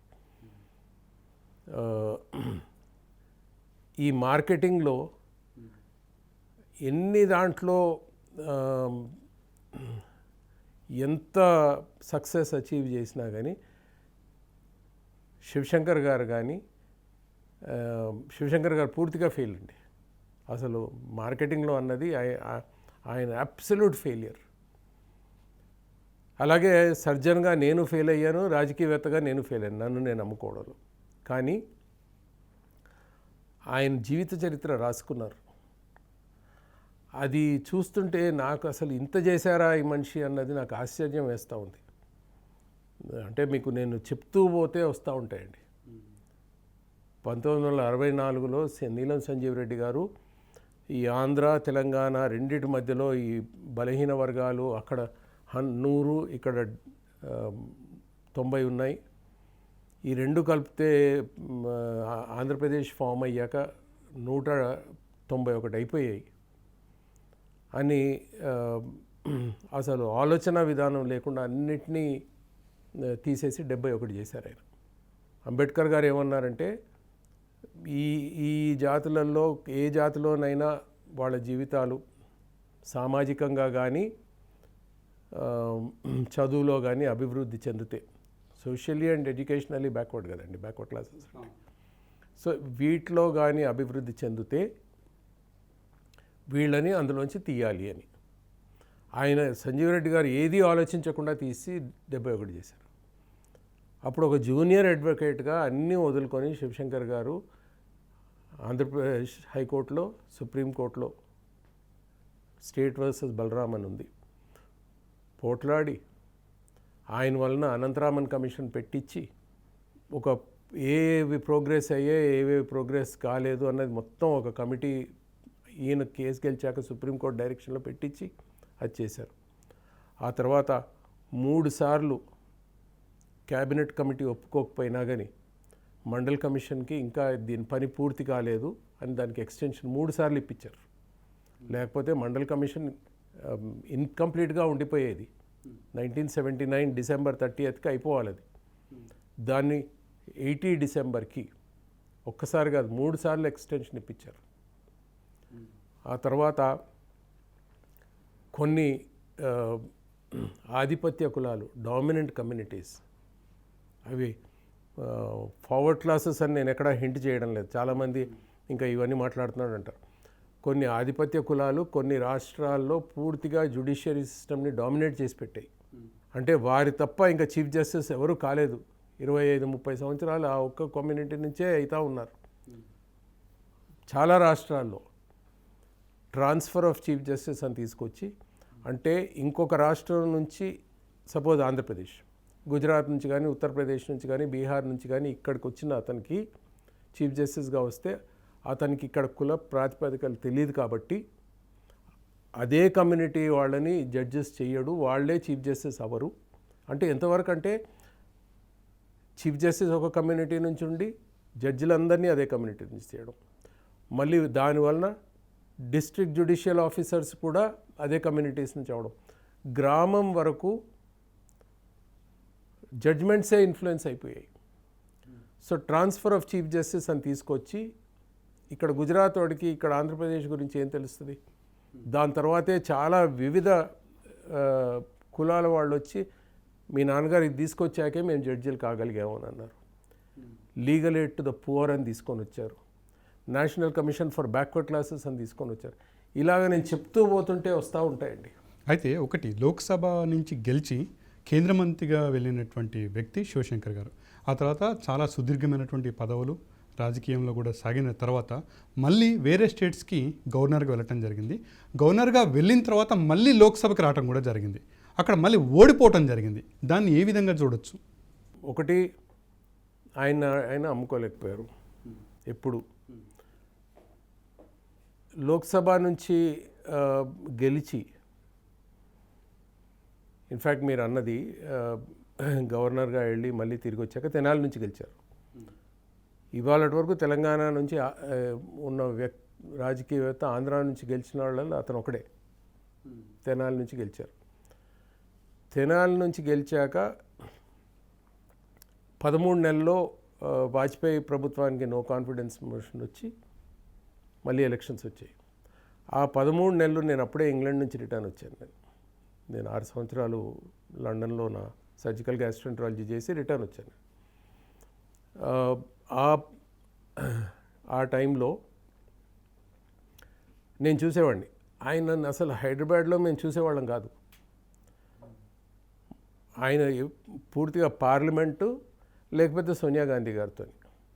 మీరు ప్రణబ్ ముఖర్జీ గారి పుస్తకం చూస్తే ప్రణబ్ ముఖర్జీ గారు అందులో చాలా క్లియర్గా రాశారు. సోనియా గాంధీని తీసుకొచ్చి ప్రెసిడెంట్ చేశాక శరద్ పవార్ గారు సోనియా గాంధీ అతని మాట తప్ప ఇంకొకరి మాట వినదు అని అనుకొని ఆ అపోహలో ఉన్నాడు. కానీ సోనియా గాంధీ మాత్రం శివశంకర్ గారు తప్ప ఇంకొకరి మాట వినేది కాదు.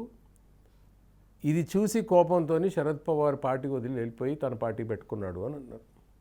పూర్తిగా శివశంకర్ గారు. సో ఆయన పూర్తిగా సోనియా గాంధీ గారికి అడ్వైజ్ ఇస్తూ ఆమెని రాజకీయాల్లోకి మలుస్తూ, బికాజ్ ఆమె రాజకీయాలు అన్నది ఏం తెలియదు కదా ఆవిడికి.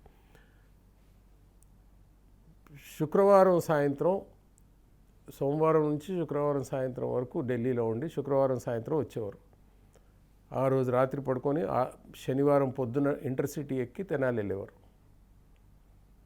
2 రోజులు అక్కడ ఉండి ఆదివారం రోజు రాత్రి మళ్ళీ ఇంటర్సిటీ తీసుకొని వచ్చి సోమవారం పొద్దున మళ్ళీ ఢిల్లీ. మేము అసలు చూసేవాళ్ళం కాదు. రాత్రి వచ్చి పడుకునేవారు, వెళ్ళిపోయేవారు. తెనాలి ఆ 13 నెలలు తెనాలిలోనే తిరగడం, అక్కడ అభివృద్ధి కార్యక్రమాలు చేయడం, అక్కడ మనుషులతో కలవడం, ఏం చేయలేదనుకున్నా కానీ ఒక ఎంపీ 13 నెలల్లో ఏం పాడు చేసుకుంటాడండి? ఏముండదు పాడు చేసుకోవడానికి. కానీ 13 నెలల్లో ఆయన ఎందుకు ఓడించారో అది తెనాలి వాళ్ళకే తెలవాలి. మాకైతే ఎప్పుడు అర్థం కాలేదు. వాళ్ళకే తెలియాలి. అది నా కారణాలు నాకున్నాయి, అది నేను ఇప్పుడు చెప్పలేను. కానీ అది తెనాలి వాళ్ళని అడగాలి. అది సరే, రైట్. అక్కడ కొంచెం సేపు స్టాప్ చేస్తే వినయ్ కుమార్ గారిని ఏ విధంగా చూడాలి? శివశంకర్ కొడుకుగా చూడాలా? ఒక సర్జన్గా చూడాలా? పిఆర్పి పార్టీ వ్యవస్థాపకుల్లో ఒకరుగా చూడాలా? లేదా కొత్త రాజకీయ పార్టీ పెట్టే వ్యక్తిగా చూడాలా? రాజకీయాల్లోకి వస్తే విలువలు, ఆశయాలు అన్నీ శివశంకర్ గారివి అండి, అసలు క్వశ్చన్ లేదు. రాజకీయాల్లోకి వస్తే మాత్రం శివశంకర్ గారి కొడుకుగా చూడడానికి వీల్లేదు. ఎందుకంటే నాకు రాజకీయాల్లో ఆసక్తే ఉండుంటే నేను 20 సంవత్సరాలు సర్జరీ చేసుకుంటూ కూర్చోను. నేను శివశంకర్ గారు చాలామంది వచ్చి, ఇన్ఫ్యాక్ట్ కర్ణాటక నుంచి ఒక మంత్రి నాకు చెప్పాడు, నేను ఒక సర్పంచ్కి టికెట్ కోసం వెళ్ళాను, నువ్వు సర్పంచ్ కింద నిలబడతావు, కొంచెం బ్రైట్గా ఉన్నావు, నువ్వు ఎమ్మెల్యేగా నిలబడు అంటే, నాకు సర్పంచ్ సీటే ఇవ్వడం లేదు సార్ కాంగ్రెస్ వాళ్ళు, నాకు ఎమ్మెల్యేకి ఎవరు ఇస్తారు అని అన్నాను నేను. అంటే నీకెందుకు నేను ఇస్తానులే అని ఇప్పించారు. అదృష్టవశాత్తు నేను గెలిచిపోయి మంత్రి అయిపోయాను. సో అలాగా ఎవరికి పడితే వాళ్ళకి ఆయన కరెక్ట్ అనుకున్న వాళ్ళకి, నాకు తెలిసి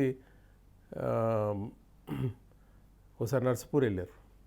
అక్కడ అనామకుడు, నేను అంతకుముందు అంతర్వేదికి మా ఫ్రెండ్స్తో వెళ్ళినప్పుడు వచ్చి కలిశాడు అతను నాకు ఫోన్ చేసి, సార్ మీ నాన్నగారు ఇక్కడికి వచ్చారు, నేను వెళ్ళి కలవచ్చా అన్నాడు.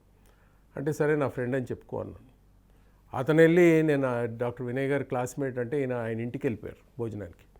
వెళ్ళాక మంత్రిగా ఉన్నప్పుడు, దాని తర్వాత ఆ నర్సాపూర్ సీట్ వచ్చినప్పుడు కాంగ్రెస్ పార్టీ ఎత్తుకుతుంటే ఈయన సార్ నాకు ఇప్పిస్తారంటే ఆయనకి సో అలాగా ఎవరికంటే వాళ్ళకి ఇప్పించినప్పుడు 1980 నుంచి 90 వరకు ఆయన ప్రధానమంత్రి తర్వాత రెండో మనిషి అనే పేరు వచ్చినప్పుడు నేను కూడా రాజకీయాల్లో ఆసక్తి ఉంటే నేను అప్పుడే తీసేసుకునేవాడిని సీటు. ఎప్పుడో ఎంపీఓ ఎమ్మెల్యేనో లేకపోతే 2004లో రాజశేఖర రెడ్డి గారు కేవీపీ గారు నాకు క్లోజ్ బాగా. వాళ్ళు సెకండ్రాబాద్ కానీ మలక్పేట నుంచి కానీ నిలబడమన్నారు. నేను నిలబడలేదు. ఒకవేళ శివశంకర్ గారు కొడుగ్గా నేను రాజకీయాల్లోకి వచ్చి ఉంటే అప్పుడు వెళ్ళేవాడిని. శివశంకర్ గారు రిటైర్ అయిపోయాక ఆయన లేని సమయంలో వచ్చి నేను పార్టీ పెట్టడం అది కాదు కదా. ఒక రాజకీయవేత్త లెగసీ చూసుకుంటాడు. ఇవాళ అందరూ వాళ్ళు బ్రతుకున్న టైంలోనే వెళ్ళిపోయిన వాళ్ళు ఉన్నారు, పైకి వచ్చిన వాళ్ళు ఉన్నారు. నేను అప్పుడు సర్జరీలు చేసుకుంటున్నాను. నేను ఇవాళ ఇంతకంటే దారుణంగా ఇంకా ఎంతవరకు దారుణంగా పోతుంది, ఎంత లోతులోకి వెళ్ళిపోతుంది సమాజం, ప్రజల జీవితాలు ఇంకా ఎంతవరకు నిర్వీర్యం అయిపోతాయి. వాళ్ళ జీవితాలు ఎవడన్నా బాధ్యత తీసుకొని నడిపించకపోతే కుదరదు అని వచ్చాను నేను. సో ఒక ఆశతో రాలేదు, ఒక ఆశయాలతో వచ్చాను నేను. ఆశతో వస్తే రేపొద్దున ఏదో అయిపోవాలి అని ఉంటుంది. అది కాకపోతే నాకు నిట్టూర్పు ఉంటుంది, డిసప్పాయింట్మెంట్ ఉంటుంది.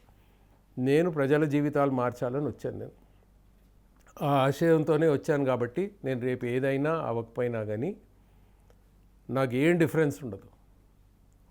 ఓ పవర్ వచ్చినా రాకపోయినా కానీ నాకు ఏం డిఫరెన్స్ ఉండదు. ఒకవేళ కానీ కాకపోతే ప్రజల జీవితాలు మార్చలేకపోయాను కదా అన్న ఒక బాధ ఉంటుంది. ముషీరాబాద్ ఒకవేళ కానీ నేను గెలిచి ఉంటే ముషీరాబాద్ తెలంగాణ 119 కాన్స్టిట్యున్సీస్లో ఒక కాన్స్టిట్యున్సీ అన్నది ఎలాగుండాలి అంటే ముషీరాబాద్ లాగా ఉండాలి అని మార్చేవాడిని నేను. సో అలాగే రేపు పొద్దున్న నాకు కానీ అధికారం వస్తే అదొక ప్రజల జీవితాలు మార్చడానికి అదొక టూల్ అని నేను అనుకుంటాను. రాకపోతే నాకు పవర్ రాలేదన్న డిసప్పాయింట్మెంట్ మాత్రం ఉండదు. ప్రజల జీవితాలు మార్చలేకపోయాను కదా అన్న ఒక నిట్టూర్పు మాత్రం ఉంటుందండి. ప్రజారాజ్యం ఎలాగ అనిపించిందో ఇది అలాగే అనిపిస్తుంది నాకు. అయితే ఇక్కడ అందరి మధ్యలో ఒకటి ఉంది. వినయ్ కుమార్ గారికి ఆల్రెడీ ఒకసారి ఓడిపోవటం జరిగింది.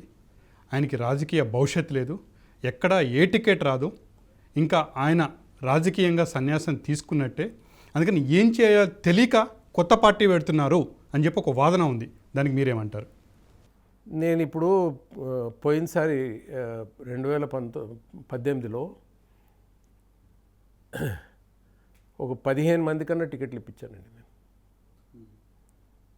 వాళ్ళకి తెలుసు ఎవరెవరికి ఇప్పించాను నేను టికెట్.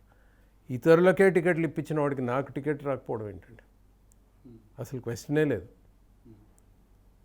నేను కాంగ్రెస్ పార్టీలో 2013లో నాకు టీఆర్ఎస్ సికింద్రాబాద్ సీట్ ఇస్తాం రమ్మని ఎంత అడిగిందో నాకు తెలుసు.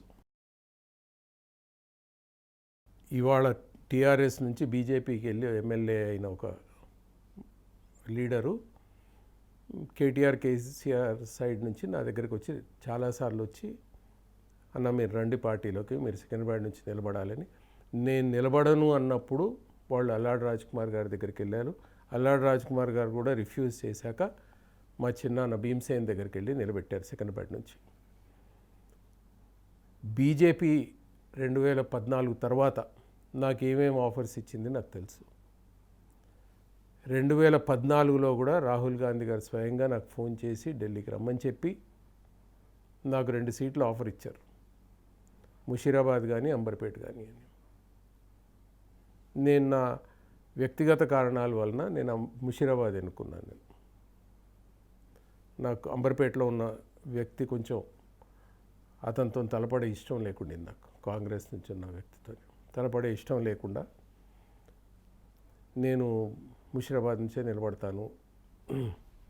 సో నాకు నేను ఇప్పుడే చెప్పా, 2018లో 15-16 మందికి ఒక పెద్ద మొత్తంగా మేము పోట్లాడి టికెట్లు ఇప్పించాం. అలాంటప్పుడు నాకు టికెట్ రాకపోవడం అన్నది అసలు ప్రసక్తే లేదు. కానీ ఆ పార్టీ పైన నాకు ఇంకా అసలు ఆ హోప్ పోయింది. ఎస్పెషల్లీ రేవంత్ రెడ్డి గారిని తీసుకొని వచ్చి కూర్చోబెట్టాక వీళ్ళ ఆలోచన విధానం, రేవంత్ రెడ్డి గారిని వ్యక్తిగతంగా అనడం లేదు నేను, వీళ్ళ ఆలోచన విధానంలో మార్పు రాదు అన్నది ఒకటి అర్థమైంది నాకు. కాంగ్రెస్ పార్టీ బ్యాక్వర్డ్ క్లాసెస్ వైపు చూడడం లేదు. కాంగ్రెస్ పార్టీ బ్యాక్వర్డ్ క్లాసెస్ వైపు చూసినప్పుడే ఆ పార్టీ బాగుపడుతుంది, అది వాళ్ళ జీవితాలు మార్చవచ్చు. కానీ బ్యాక్వర్డ్ క్లాసెస్ అన్నది అసలు పట్టించుకోవడం లేదు కాంగ్రెస్ పార్టీ. సో అలాంటప్పుడు నేను చాలా అన్నాను, నేను బ్యాక్వర్డ్ క్లాస్ అతనికి ఎవరికైనా ప్రెసిడెంట్ సీట్ ఇవ్వండి అని. మరి అది వాళ్ళు అంటే డబ్బులు ఎవరు ఖర్చు పెట్టగలుగుతారు? ఎవరు ఖర్చు పెట్టలేరు కదా. వాళ్ళు సెలెక్ట్ చేసిన మనిషి ఖర్చు పెడతాడు అని అనుకున్నారు.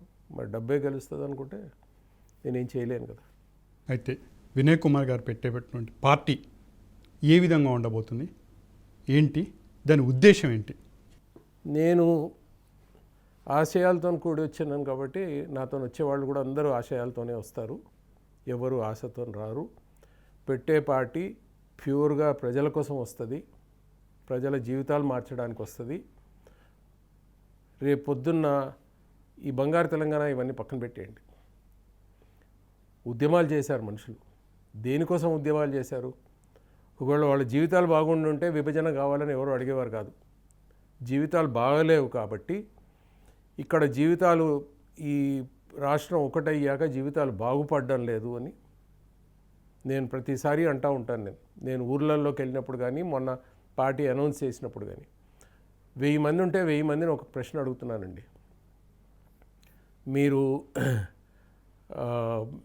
ఎంతమంది ఉద్యమంలో పాల్గొన్నారని ఊర్లలో, లోపల ఊర్లలో 1000 మంది ఉంటే 1000 మంది చేయెత్తుతున్నారు.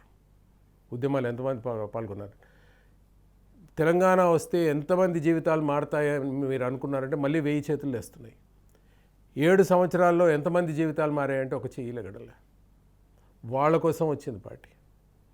ఇవాళ నేను ఒక బ్యాక్వర్డ్ క్లాస్ మనిషిగా కుల వృత్తులను చాలా గౌరవిస్తాను.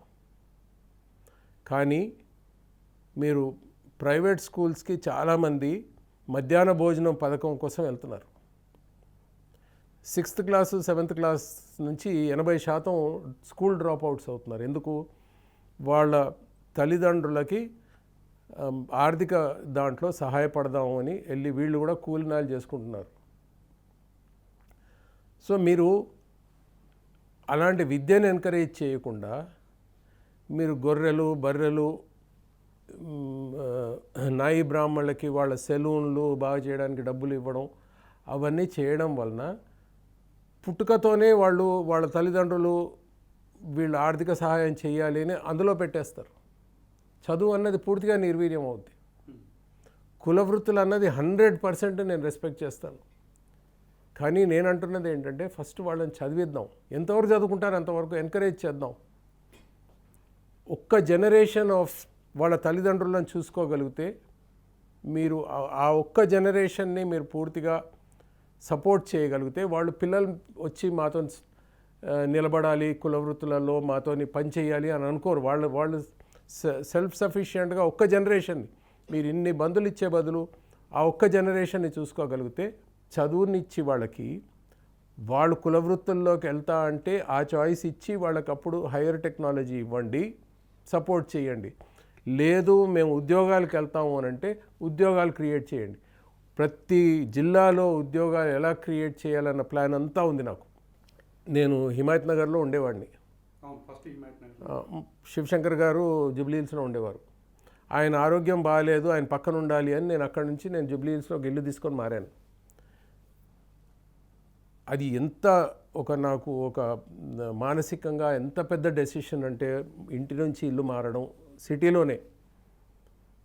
ఇవాళ వాళ్ళ ఊర్లలోంచి ఒక దళితవాడ ఉంటుందండి. చిన్నప్పటి నుంచి ఉన్న ఫ్రెండ్స్, తల్లిదండ్రులు, అక్క చెల్లెలు, అన్నదమ్ములు అవన్నీ వదిలేసి ఒక కొత్త సిటీకి రావాలంటే వాడికి ఎంత పెద్ద డెసిషన్ మీకు తెలీదు. అండ్ ఈ కోవిడ్లో నేను చూశాను, భార్య భర్త 2-3 పిల్లలు, అందులో భర్తకు వచ్చిందనుకోండి, ఆ స్లమ్లో ఉంటాడు, నాకు ఫోన్ చేసి సార్ ఎందుకంటే నేను చాలా 1200 పేషెంట్స్ని చూశాను. నేను ఏ ఒక్క పేషెంట్ దగ్గర కోవిడ్లో నేను ఛార్జ్ చేయలేదు, ఒక్క పైసా ఛార్జ్ చేయలేదు, అందరికీ ఫ్రీ సర్వీస్ చేశాను. ముగ్గురిని అడ్మిట్ చేయాల్సి వచ్చింది హాస్పిటల్లో, మిగతా వాళ్ళందరినీ ఇంట్లోనే చూశాను నేను. వాళ్ళు నాకు ఫోన్ చేసి ఏంటి అంటే, నేను అతన్ని వేరేగా ఉంచాల్సి వస్తుంది, క్వారంటైన్ చెయ్యండి అని అంటే, ఏం మాట్లాడుతున్నారు సార్, మాకు ఒక్క రూము, అందులోనే మా వంటగది, అక్కడనే ఫ్లోర్లో పండుకుంటాం మేము 5గురం. వాడిని తీసుకెళ్ళి ఎక్కడ పెడతాను నేను? ప్లేస్ లేదు. వాడిని ఇప్పుడు క్వారంటైన్ అప్పుడు ఊరికి పంపించలేరు కదా, పంపించలేరు. ఆ మధ్యలో అంతా ఇన్ఫెక్ట్ చేసుకుంటూ వెళ్తాడు. పోనీ వీళ్ళు వెళ్ళిపోతే వీడిని ఎవడు చూసుకుంటాడు? అదే వాళ్ళ ప్లేస్లో ఉండుంటే వాళ్ళు బంధువుల దగ్గర ఎక్కడో ఉండేవారు, అక్కడి నుంచి తనకి భోజనం పంపించేవారు. మా ఇంట్లో ఒకరికి కోవిడ్ వచ్చినప్పుడు వాడి రూమ్లో పెట్టాము, బయట తీసుకెళ్ళి తలుపు బయట భోజనం పెట్టి తలుపు కొడితే వాడు వచ్చి లోపల తీసుకున్నాడు మా సర్వెంట్. 15 రోజులు చూసుకున్నామండి. సో వాళ్ళ ఊర్లో ఉంటుంటే ఆ పరిస్థితి ఉండేది కదా. ఇవాళ వలసలు వచ్చేసి కొత్త ప్లేస్కి వచ్చేసి ఇలాంటి అకాల థింగ్స్ వచ్చినప్పుడు ఏమైపోయారండి ప్రజలు? ఎవరి జిల్లాలో వాళ్ళకి ఉద్యోగాలు వచ్చే ఐడియాస్ నాకున్నాయి, అలాంటి పరిస్థితులు కల్పించే ఆలోచన విధానాలు ఉన్నాయి. వాళ్ళు వలసలు వచ్చి హైదరాబాద్ వచ్చే అవసరం లేదు. ప్రతి జిల్లా, ఈ కేసీఆర్ ఉట్టుమాట మాట్లాడుతున్నాడండి, దాన్ని ఒక డల్లాస్ చేస్తాను, ఇంకో దాన్ని న్యూయార్క్ చేస్తానని. కేసీఆర్ తన జీవితకాలంలో అసలు భారతదేశం వదిలి బయటికి వెళ్ళలేదు ఎప్పుడు. అయితే ఒకటి చెప్పండి నాకు, ఎప్పుడైనా ఏ రాజకీయ నాయకుడైనా, ఏ పార్టీ వాళ్ళైనా కానీ, ఏ పార్టీ పెట్టాలనుకున్నా కానీ ఇక్కడ ప్రజలనే బలి పశువులు చేస్తున్నారు. ఉద్యోగాలు ఇస్తామంటారు, రైతులకి కావాల్సినటువంటి పథకాలు ఇస్తామంటారు, ఎవరికి వాళ్ళకి హామీలు ఇచ్చుకుంటూనే పోతారు. కానీ ఒక్కసారి అధికారంలోకి వచ్చిన తర్వాత మాత్రం ఎవరికి ఏది చేయరు. ఎందుకు రాజకీయ పార్టీలు ఇట్లా తయారవుతున్నాయి? ఇప్పుడు హుజూరాబాద్లో 300 కోట్లు ఖర్చు పెట్టిన వాళ్ళు దాన్ని ఎలా తిరిగి తెచ్చుకోవాలని చూస్తాడు కదా వాడు. అంటే ఫస్ట్ ఆఫ్ ఆల్ 300 కోట్లు ఖర్చు పెడితే అతని దగ్గర ఎంత డబ్బు ఉన్నట్టు, ఏమేం చేస్తున్నట్టు, ఎంత డబ్బు ఉన్నట్టు. అదే మళ్ళీ ఆ 300 కోట్లు ఖర్చు పెట్టినప్పుడు ఉట్టి 300 కోట్లే ఒక బిజినెస్ మ్యాను ఒక ఇన్వెస్ట్మెంట్ ఒక దగ్గర చేసినప్పుడు ఆ ఇన్వెస్ట్మెంట్ రిటర్న్ వచ్చేస్తే సరిపోద్ది అని అనుకోడు కదా. ఇంకా నేను దానికి 2 3 ఆర్జించాలని ఆలోచిస్తాడు. సో ఆ ఆలోచన విధానంలో ఇవాళ ప్రతి సెక్షన్ని నేను ఓట్ బ్యాంక్ ఎలా తయారు చేసుకోవాలి, రైతులను రైతు బంధు ఇచ్చి ఓట్ బ్యాంక్ తయారు చేసుకోవాలి, యాదవులను బర్రెలు ఇచ్చి చేసుకోవాలి, నాయి బ్రాహ్మణులను సెలూన్స్ ఇచ్చి చేసుకోవాలి. మీకు బేసిక్గా ఫౌండేషన్ దగ్గరే మొదలవుతుంది. అది విద్య ఇచ్చామనుకోండి, మంచి విద్య ఇస్తే వాడు వెళ్ళి పోలింగ్ బూత్లోకి వెళ్ళినప్పుడు లిస్టు చూసి ఓటేస్తాడు. అదే వాడికి చదువు రాదనుకోండి, గుర్తు చూసి ఓటేస్తాడు. వీళ్ళకి కావాల్సింది అది. ఎంతవరకు చదువు నిర్వీర్యం చేసి పెట్టారంటే పూర్తిగా ఇవాళ ఊర్లల్లో కారు గుర్తుకి ఆ రొట్టెలు చేసేదానికి వాడికి భేదం తెలియడం లేదు. కావాలనే చెప్పి చేశారని కూడా ఒక టాక్ ఉంది. అది మన భువనగిరిలో లారీకి ఎక్కువ ఓట్లు పోయాయి కాబట్టి మా ఎంపీ ఓడిపోయాడు అని అన్నారు. అది ఎవరు చేశారు? మీరు చేశారు. చదువు రాకుండా, చదువు వచ్చిన వాడికి తెలుస్తుంది కదా, చదువు రాకుండా ఈ డిఫరెన్స్. ఓకే, సో అలాగా చదువుని నిర్వీర్యం చేసి పెట్టారు. ఆరోగ్యం, మంచి హాస్పిటల్ కట్టాడు అనుకోండి, నేనున్న హాస్పిటల్లో ఒక పేషెంట్ వస్తే వాడి జీవితాన్ని రక్షించాను అనుకోండి, వాడు ఏమంటాడు? డాక్టర్ వినయ్ దేవుడు నా ప్రాణం రక్షించాడు అంటాడు. కేసీఆర్ ఇంత మంచి హాస్పిటల్ కట్టినందుకు నా జీవితం రక్షింపబడ్డది అన్నాడు కదా. సో హాస్పిటల్ని నిర్వీర్యం చేసేస్తున్నారు. మీకు హాస్పిటల్లో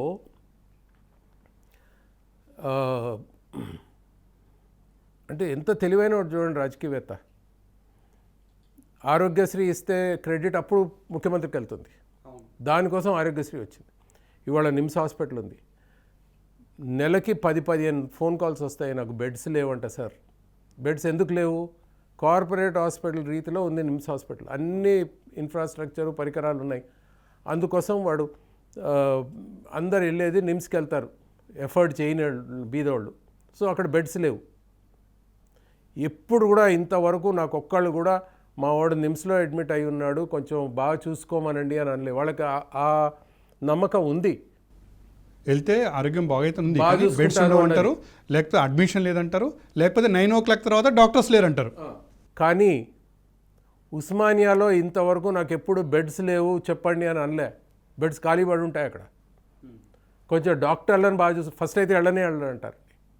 అతి బీద ప్రజలు కూడా యాక్సిడెంట్ అయ్యి రాత్రి నేను కాల్ డ్యూటీలో ఉన్నప్పుడు అపోలో హాస్పిటల్లో వచ్చి అప్పుడు దీనికి ఖర్చు చాలా అవుద్ది, మీరు ఉస్మానియాకి వెళ్ళండి, అక్కడ నేను సూపరింటెండెంట్తో మాట్లాడి నేను వాళ్ళు ఇక్కడ ఎలా చూసుకుంటారో అక్కడ అలా చూసుకునేటట్టు నేను చేస్తాను అని అంటే, వద్దు సార్ ఎంతైనా కానీ మేమందరం పోగు చేసుకొని ఇస్తాము, ఏదన్నా కానివ్వండి మా వాడిని ఇక్కడే చేయించండి. దాని తర్వాత ఆ బిల్లు కట్టడానికి ఎంత తటసలేవో నాకు తెలిసినది. ఉస్మానియా హాస్పిటల్లో ఇంతవరకు బెడ్స్ లేవు కొంచెం చెప్పండి అని నన్ను ఒక పేషెంట్ అడగలే. డాక్టర్ని బాగా చూసుకోమని అంటే అక్కడ ఇన్ఫ్రాస్ట్రక్చర్ లేదు కాబట్టి వెళ్ళడం లేదు కాబట్టి బెడ్స్ ఫుల్ కావడం లేదు. ప్రెగ్నెంట్ వాళ్ళు, గర్భవతి స్త్రీలు వాళ్ళు ఈ పరిస్థితుల్లో నాకు నా బిడ్డకి ఇద్దరికీ హాని కదా అని వాళ్ళు ప్రైవేట్ హాస్పిటల్లో వెళ్ళి ప్రసవిస్తున్నారు. మన గ్రేట్ కేసీఆర్ గారు ఏం చేస్తారు, గవర్నమెంట్ హాస్పిటల్లో ప్రసవిస్తే నేను 13,000 రూపాయలు కిట్ ఇస్తాను అని అంటారు. కేసీఆర్ కిట్. అది చూసి అందరు వెళ్ళి మెట్ల మీద ఫ్లోర్ మీద డెలివరీలు చేస్తున్నారు. ఆ డబ్బులు తీసుకున్నప్పుడు అప్పుడు డాక్టర్ దేవుడు కాదు, అప్పుడు కేసీఆర్ దేవుడు అవుతున్నాడు. కొనుక్కుంటున్నారు. డెఫినెట్గా పిల్లలకి పౌష్టికాహారానికి దానికి డబ్బులు కావాలి నాకు తెలుసు. కానీ వాళ్ళని ఉట్టి ఓట్ల కోసం నువ్వు మళ్ళీ హాస్పిటల్కి పంపిస్తున్నావు. ఆ హాస్పిటల్ ఎందుకు బాగా చేయవు, నువ్వు ఇన్ఫ్రాస్ట్రక్చర్ ఎందుకు పెట్టావు? వాళ్ళని నువ్వు పంపిస్తున్నప్పుడు దాన్ని బాగా చేసి పంపి. నేను ఉండేది ఎయిర్పోర్ట్ దగ్గర అండి, మా ఊరు అది, మా నాన్నగారు పుట్టిన ఊరు. నేను అక్కడ ఉంటున్నాను. నేను అంటే అది సిటీలోనే వస్తుంది, సిటీ లిమిట్స్లోనే వస్తుంది. మా ఊరు వాళ్ళకి నేను ఫ్రీ వ్యాక్సిన్ మొత్తం ఊరు వాళ్ళందరికీ 1000-1500 మంది ఉంటారు, వాళ్ళకి వ్యాక్సిన్ ఇప్పించాలి అని నేను డైరెక్టర్ ఆఫ్ పబ్లిక్ హెల్త్ని అడిగా. సరే అన్నారు, మా మనుషుల్ని పంపిస్తాం, అరేంజ్మెంట్స్ చేస్తాం అన్నాడు. వారం రోజుల తర్వాత నేను అడిగా, సార్ నేను ఏం చెప్పాలి, మీ ఊర్లో ఒక రూల్ ఉంది, హాస్పిటల్ ఉంటేనే ఇవ్వచ్చని. పబ్లిక్ హెల్త్ సెంటర్ లేదు, ప్రైవేట్ అదే పిహెచ్సి లేదు, పబ్లిక్ హెల్త్ సెంటర్. సో అందుకు మేము ఇవ్వలేకపోతున్నాం. ఇక్కడ నగర శివార్లలో ఉన్న దానికే మీకు ఒక పిహెచ్సి లేదు అని అంటే, నేను వెళ్ళి అడిగాను ఊర్లో, ఏంటి ఇక్కడ పిహెచ్సి లేదా అని. అంటే ఒక ఆశా వర్కర్స్ శిథిలావస్థలో ఒక బిల్డింగు, అందులో ఒక రూము, ఒక బెంచ్ వేసి ఉంది, ఎవరికైనా బాగాలేకపోతే పాము కాటేసి ఏదైనా ఉంటే ఆ బెంచ్ మీద పడుకోబెడతారంట. ఎందుకంటే ఈ పరిస్థితి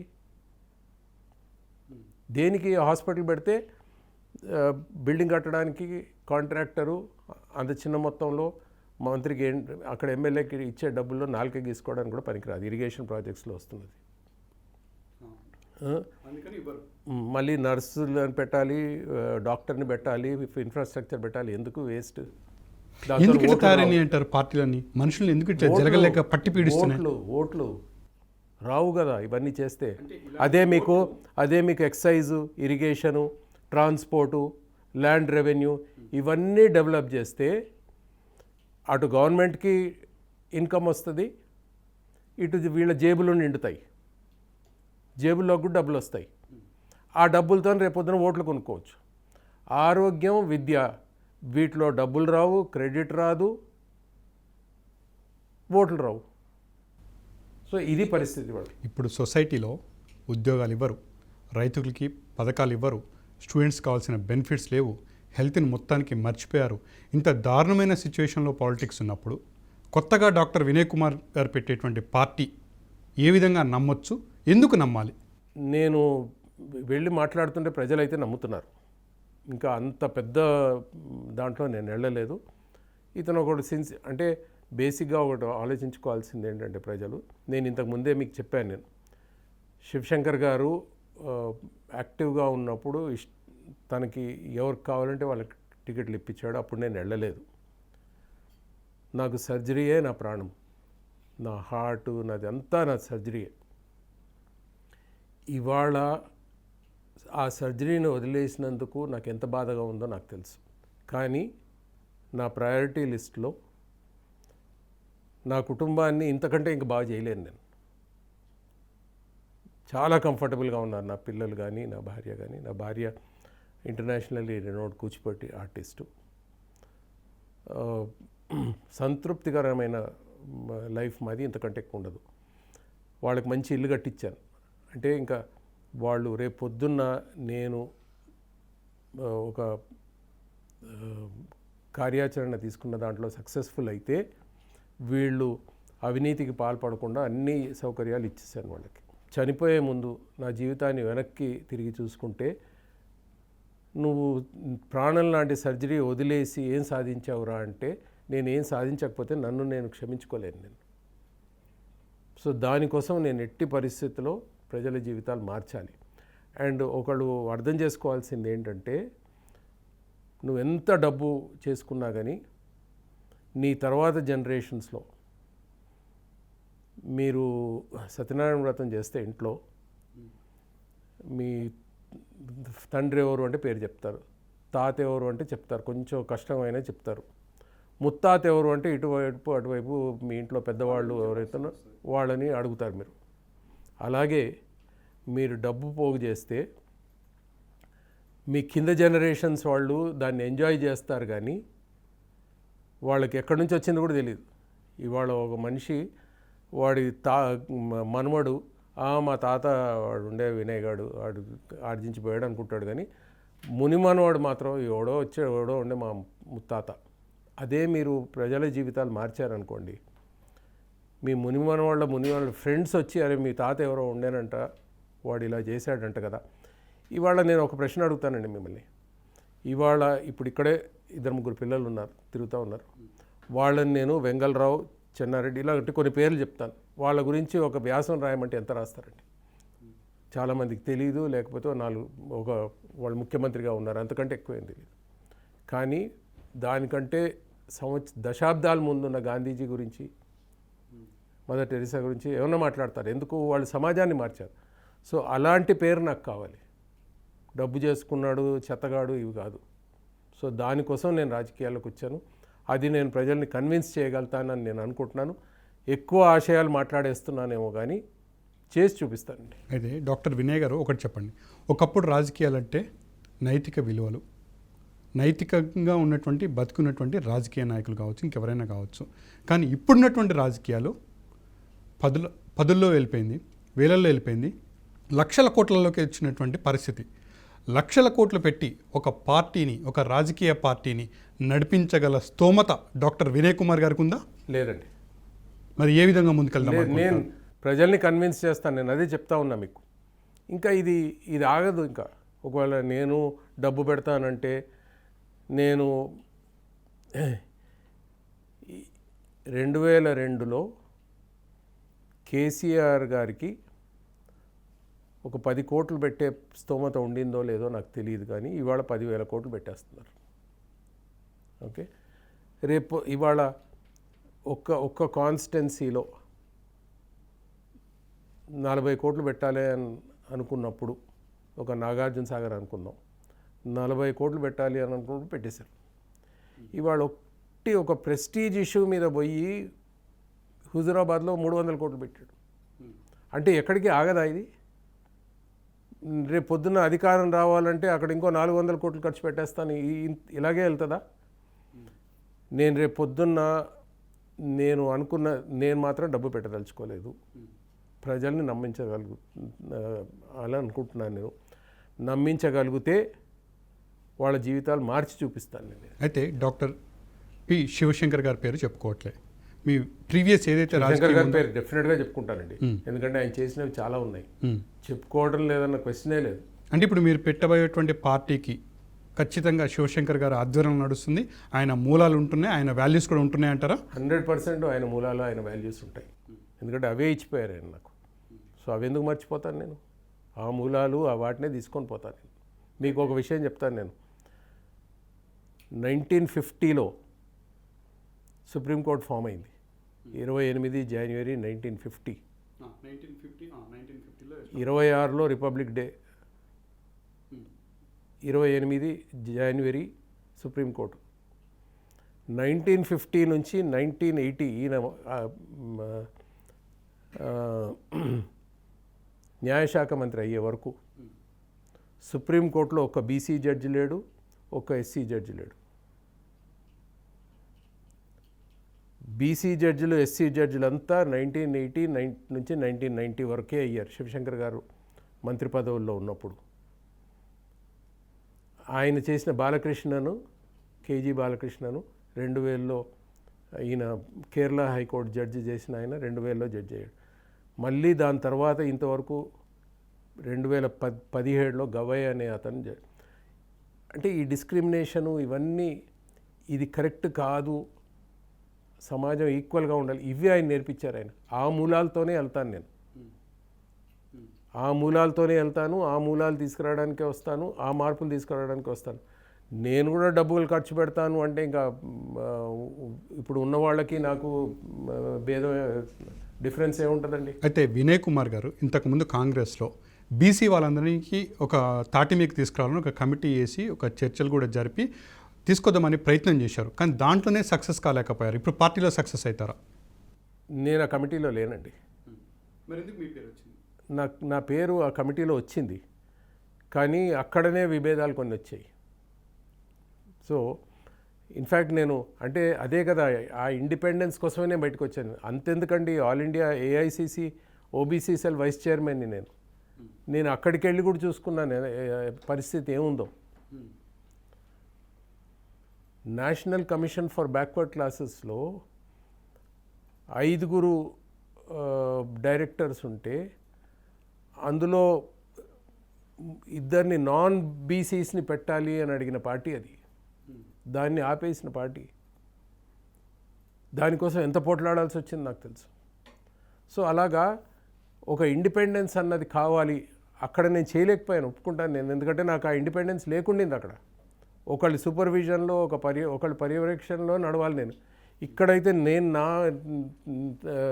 ఎవరికి జవాబుదారి కాదు కదా, నేను ఉట్టి ప్రజలకు ఒక్కరికే జవాబుదారి. అయితే ఇప్పుడు వస్తున్న రాజకీయ పార్టీలు ఎక్కడైనా కానీ కేటగిరీ వైజ్గా పథకాల పాయింట్ ఆఫ్ వ్యూ వస్తున్నాయి, లేకపోతే హామీల పాయింట్ ఆఫ్ వ్యూ వస్తున్నాయి, లేకపోతే సామాజిక వర్గాల్ని విడివిడిగా చేసి వాళ్ళకి ఈ బెనిఫిట్స్ ఇస్తాం ఆ బెనిఫిట్స్ ఇస్తామని వస్తున్నాయి.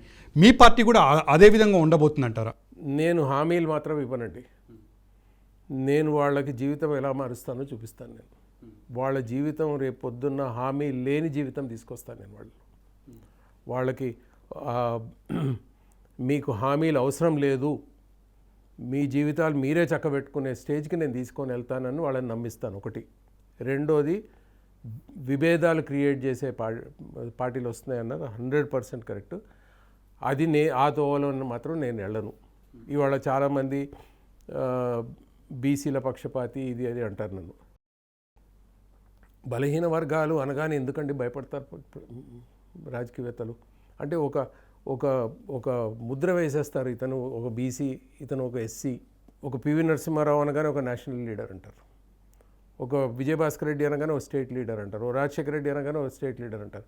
కానీ పివి నరసింహారావు లెవెల్కి ఎదిగి ప్రైమ్ మినిస్టర్ 1991లో ఉన్నప్పుడు ప్రైమ్ మినిస్టర్షిప్ ఎవరి చేతిలో ఉండింది, ఎవరికి వెళ్ళొచ్చు అంటే పివి నరసింహారావు అండ్ శివశంకర్ గారి మధ్యలో ఉన్నప్పుడు శివశంకర్ గారిని నేషనల్ లీడర్ అన్నారు, శివశంకర్ గారిని ఒక బీసీ లీడర్ అని ఇస్తారు, ఓ వెంకటస్వామిని ఒక ఎస్సీ లీడర్ అంటారు. 2 సార్లు డి శ్రీనివాసు పిసిసి ప్రెసిడెంట్ ఉండి పార్టీని గెలిపించాక టీఆర్ఎస్కి వెళ్తుంటే కాంగ్రెస్ నుంచి ఒక పెద్ద బీసీ లీడరు టీఆర్ఎస్కి వెళ్తున్నాడు. అతను స్టేట్ లీడర్ కాదండి. అంటే ఆ నారో డౌన్ చేసేస్తారు. ఆ తర్వాత ఎవరన్నా బలహీన వర్గాల జీవితాలు మార్చాలి అని అనగానే ముద్ర వేసేస్తారు, ఇతను బీసీ, ఇతను వాళ్ళనే చూసుకుంటాడు, ఇంకా వేరే వాళ్ళని చూడడు. నేను సర్జన్గా కూర్చొని ఉన్నప్పుడు జనరల్ వార్డులో ఒక కులం మతం ఒక సెక్షన్ అని చూడకుండా ఫ్రీగా చేశాను నేను. ఎవరికి ఛార్జ్, జనరల్ వార్డ్ అనగానే ఛార్జ్ చేయలేదు. అంటే ఒక సర్జను నువ్వు ఈ ఈ ఫార్వర్డ్ క్లాస్ చెందిన వాడికి నేను నీకు సర్జరీ చేయను అని అంటానండి, నేను నీకు చికిత్స చేయను అని అంటాను నేను. అవి ఏవి చూడకుండా అతనికి అవసరం అతని పక్కన నిలబడ్డాం. అలాగే రాజకీయాల్లోకి వచ్చినప్పుడు కూడా ఆ భేదాలన్నీ చూడకుండా ఎవరి అవసరం, ఇవాళ ఫార్వర్డ్ క్లాసెస్లో ఒక 5-10% ఉన్నారు. ఒక మెగా కృష్ణారెడ్డి అనే మనుషులు ఎంతమంది ఉన్నారండి అందులో? తినడానికి తిండి లేని వాళ్ళే మెజారిటీలో ఉన్నారు కదా. మరి వాళ్ళ జీవితం రాజకీయవేత్త బాధ్యత కాదా? వాళ్ళందరి జీవితాలు అయితే మార్చాలి కదా, చెయ్యాలి కదా. సో ఎందుకు అంటే మీ సొంత లాభాల కోసం ఒకడిని స్టాంప్ వేసేసి వాడిని పక్కన పెట్టించేసి వాడిని నిర్వీర్యం చేయడానికే ప్రయత్నాలు ఉంటాయి. కానీ నీతి వ్యాఖ్యలు చెప్తే ప్రజలు నమ్మి ఓట్లేసే పరిస్థితి ఇప్పుడు ఉందంటారా? నీతి వ్యాఖ్యలు నేను చెప్పడం లేదు. నేను మీరు ఇలాగ ఉండండి అలాగ ఉండండి అని మన స్కూల్లో మోరల్ సైన్స్లో వచ్చేవి నేను చెప్పడం లేదు. నేను మీ జీవితాలు ఎలా బాగు చేస్తానని చెప్తున్నాను. మీ పార్టీకి బలంగా ఉన్నది ఎవరు? మూలాలు ఎవరు? పిల్లర్స్ ఎవరు? ఇప్పటికీ ఆశయాలు మా ఆలోచన విధానాలు. మూలాలు బలంగా ఉన్నది ప్రజలు. ఎందుకంటే నేను ఎక్కడికెక్కడికి వెళ్తున్నా కానీ, నేను మొన్న పార్టీ అనౌన్స్ చేసినప్పుడు నాకు మొత్తం స్టేట్ నుంచి నాకు ఎన్ని ఫోన్ కాల్స్ వచ్చాయో నాకు తెలుసు. మాకెందుకు చెప్పలేదు, మేము వచ్చేవాళ్ళం కదా, మాకు చెప్పకుండా ఎందుకు అనౌన్స్ చేశారు. సో మూలాలు ప్రజలే. కొత్తదనం తీసుకొని వస్తున్నప్పుడు చాలామంది మీతో రాజకీయవేత్తలు ఎవరున్నారు అని అడుగుతారు. మీరు ఆ ప్రశ్న అడగలేదు కానీ నేను దానికి సమాధానం చెప్తాను. నేను చిరంజీవి గారు మార్పు అని అన్నారు. చిరంజీవి గారు మార్పు అన్నప్పుడు ప్రజలు ఆ చిరంజీవి గారి సినిమాలు చూసి ఆయనకి ఒక వీరాభిమానులై ఈయన నిజంగా మార్పు తీసుకొని వస్తాడు అని నమ్మారు. ఆ ట్యాగ్ లైన్ అన్నది ఫిక్స్ చేసుకున్నారు ఆయన. కానీ నేను ఆయన చెప్పిందే చెప్తున్నాను. మీరు ఇదర్ ఆ మార్పు అన్న ట్యాగ్ లైన్ తీసేయండి, లేకపోతే మీరు ఈ రాజకీయవేత్తలందరినీ మీ పార్టీలో చేర్చుకోకండి. ఈ రాజకీయవేత్తలందరూ వచ్చారనుకోండి పార్టీలో ఆయనకు వచ్చినట్టు, ప్రజలు ఏమంటారండి? వీళ్ళే మమ్మల్ని ఇన్ని సంవత్సరాల నుంచి దోచుకొని తిన్నారు, వాళ్ళని పక్కన పెట్టుకొని నువ్వేం మారుస్తావు? అది one of the reasons for the failure. So మీరు ఒకవేళ నన్ను మీతో ఎవరున్నారు బలంగా అని హింట్ ఇస్తుంటే నేను ఇవాళ రాజకీయవేత్తల వెనకాల పరిగెట్టడం లేదు.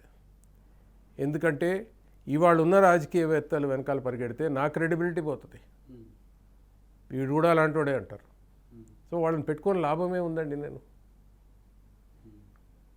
వాళ్ళు రాకపోతేనే మంచిది. అసలు కోదండరామ్ కానీ చెరుకు సుధాకర్ కానీ ఇట్లా చాలామంది పార్టీలు పెట్టారు. వాటినే నడిపించడం కష్టంగా ఉండి వాళ్ళు కింద మీద పడుతున్నటువంటి పరిస్థితులు ఇప్పుడు ఉన్నటువంటి రాజకీయాలు ఉన్నాయి. మళ్ళీ కొత్తగా మీరు వచ్చి పార్టీని స్థిరంగా సుస్థిరంగా ముందుకు తీసుకుపోగలరా? వాళ్ళు ఫెయిల్ అయ్యారంటే వాళ్ళు ప్రాబబ్లీ ప్రజల్ని నమ్మించలేకపోయారేమో. నేను నమ్మించగలుగుతానన్న నమ్మకం నాకుంది. ప్రజల్లోకి వెళ్ళడమే ఆలస్యం, నేను నమ్మించగలుగుతాను అన్న నమ్మకం నాలో నాకుంది. అలాంటప్పుడు నేను వాళ్ళ ఫెయిలియర్ని ఎందుకు చూడాలి, నేను సక్సీడ్ అవుతాననే ఆలోచిస్తాను. నేను డాక్టర్ వినయ్ కుమార్ గారి లక్ష్యం ఏంటి, ఆయన పార్టీ లక్ష్యం ఏంటి, చివరిగా చెప్పాలనుకుంటే ఏం చెప్తారు? ప్రజల జీవితాలు మార్చడం అండి. ప్రజల జీవితాలు మార్చడం, ప్రజల్ని ఓటు బ్యాంక్ పాలిటిక్స్ నుంచి బయటికి తీసుకురావడం, ప్రజలకు విద్య అందించడం, ప్రజలకి ఆరోగ్యం అంటే ప్రివెంటివ్ మెడిసిన్. ఇవాళ డెంగ్యూ ఫీవర్ అన్నది మీరు అతి ఎక్కువగా ఫారెస్ట్ ఉన్నది శ్రీలంకలో. దగ్గర దగ్గర శ్రీలంక మ్యాక్సిమం ఎక్కువ ఫారెస్ట్ ఉంటుంది. శ్రీలంకలో చాలా ఫారెస్ట్, కానీ శ్రీలంకలో దోమలు లేవు కదా. వాళ్ళు అధిగమించారు దాన్ని. ఎందుకు? ఒక ప్రయత్నంతో ముందుకెళ్ళారు. నేను ఇంగ్లాండ్లో ఉన్నప్పుడు ఇండియా నుంచి ఒకడు వచ్చాడు. వాడు ఫ్లైట్ దిగ్గానే, సార్ నా దగ్గర ఉండడానికి చదువుకోవడానికి FRCS చేస్తా అని, మా ప్రొఫెసర్ వాళ్ళ కొడుకు, నాకు చలి జ్వరం వస్తుంది సార్ అన్నాడు. నేను ఇమీడియట్లీ ఎమర్జెన్సీకి ఫోన్ చేసి అతనికి మలేరియా ఉన్నట్టుంది అన్నాడు. అంటే నీకు ఎలా తెలుసు అన్నారు వాళ్ళు. అంటే నాకు ఇండియాలో మేము చూస్తుంటాం కదా, సిమ్టమ్స్ నాకు తెలుసు అన్న. వాడు 14 రోజులు డిసపియర్ అయిపోయాడు, 15 రోజులు. ఏంటి అంటే అక్కడ మలేరియా లేదు, వీడు వచ్చి వ్యాపిస్తాడేమో అని తీసుకెళ్ళి క్వారంటైన్లో పెట్టేశారు. ఇవాళ అనేక మీరు ముందు జాగ్రత్తలు తీసుకుంటే అసలు మలేరియా, డెంగ్యూ ఇవి రానే రావు. ఇవి వచ్చాక ఏమవుతుంది, డెంగ్యూ వస్తే 2-3 లక్షలు ఆవిరైపోతున్నాయి. హాస్పిటల్కి పోతే ప్లేట్లెట్లు అన్నవి 1,50,000 నుంచి 4 లక్షల వరకు నార్మల్. వాటి లైఫ్ 6 గంటలు. 6 గంటల్లో కొన్ని చచ్చిపోతాయి, కొన్ని పుడతాయి. ఆ మధ్యలో చచ్చిపోయే పుట్టే మధ్యలో 2 లక్షలు ఉండి 1,90,000 అయినా కానీ డాక్టర్ ఏం చేస్తున్నాడు, నీ ప్లేట్లెట్లు పడిపోతున్నాయి, నీకు ప్లేట్లెట్ ఎక్కియాలి. ఆ ఎక్కియడంలో వాడికి 4,000 ఖర్చు అవుద్ది, 20,000 తీసుకుంటున్నాడు. ఇది ప్రివెంట్ చేస్తే ఆ 3 లక్షలు వాడికి సేవ్ అయినట్టే కదా. రెండోది డెంగ్యూ అన్నది బలహీనపరిచేస్తుంది. డెంగ్యూ అన్నది వస్తే నెలన్నర 2 నెలలు పడక మీద ఉంటాడు. ఆర్జించేవాడు 1-2 నెలలు పడక మీద ఉంటే మొత్తం కుటుంబం పడక మీద ఉన్నట్టు. సో ఇది ఒక ప్రివెంటివ్ మెడిసిన్ పబ్లిక్ హెల్త్ మీద మనం ఏం ఖర్చు చేస్తున్నాం, అది చేయగలిగితే అసలు ఆరోగ్యపరమైన తెలంగాణ ఉంటుంది. నీకు ఆరోగ్యశ్రీ అవసరం ఉండదు, ఆయుష్మాన్ భారత్ అవసరం ఉండదు, ఏది అవసరం ఉండదు. కానీ నువ్వు వాడిని బెడ్ మీద పడుకోబెట్టి హాస్పిటల్లో పంపించి వాడికి సీఎం రిలీఫ్ ఫండ్ నుంచి డబ్బులు ఇస్తే, లేకపోతే ఆరోగ్యశ్రీ ఇస్తే వాడు ఓట్ బ్యాంక్ తయారవుతున్నాడు. ఇది మార్చడానికి పార్టీ వస్తుందండి. దాంట్లోంచి బయటికి తీసుకురావాలనే. ఎప్పటికల్లా పూర్తి వివరాలు రావచ్చు అంటారు? అంటే ఇప్పుడు ఎలక్షన్ కమిషన్కి ఇప్పుడు దీపావళి, నాకు కొన్ని నమ్మకాలు ఉన్నాయి, కొన్ని నమ్మకం లేవు. అమావాస్య అన్నారు, ఇప్పుడు వద్దన్నారు. సో ఇప్పుడు అప్లికేషన్ పెట్టి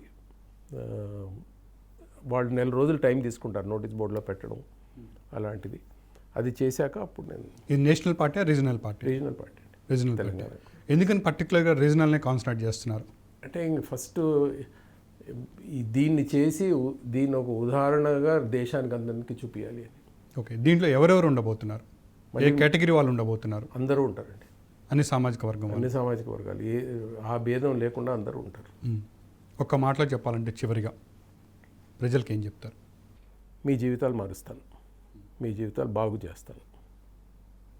ఇది నేను అని కాదు, మీరు నేను అందరం కలిసి ఉంటేనే చేయగలుగుతాం.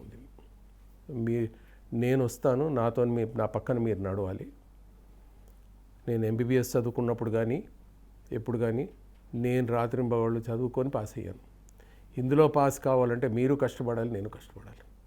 కలిసి కష్టపడదాం, కలిసి జీవితాలు మార్చుకుందాం. ఇదండి డాక్టర్ వినయ్ కుమార్ గారి మాటలు. త్వరలో కొత్త పార్టీ పెట్టబోతున్నారు. ఆ పార్టీ ఏ విధంగా ఉండబోతుంది ఏంటి అనేది అతి త్వరలోనే పూర్తి వివరాలతో మేము ముందుకు రాబోతున్నారు. Thank you very much.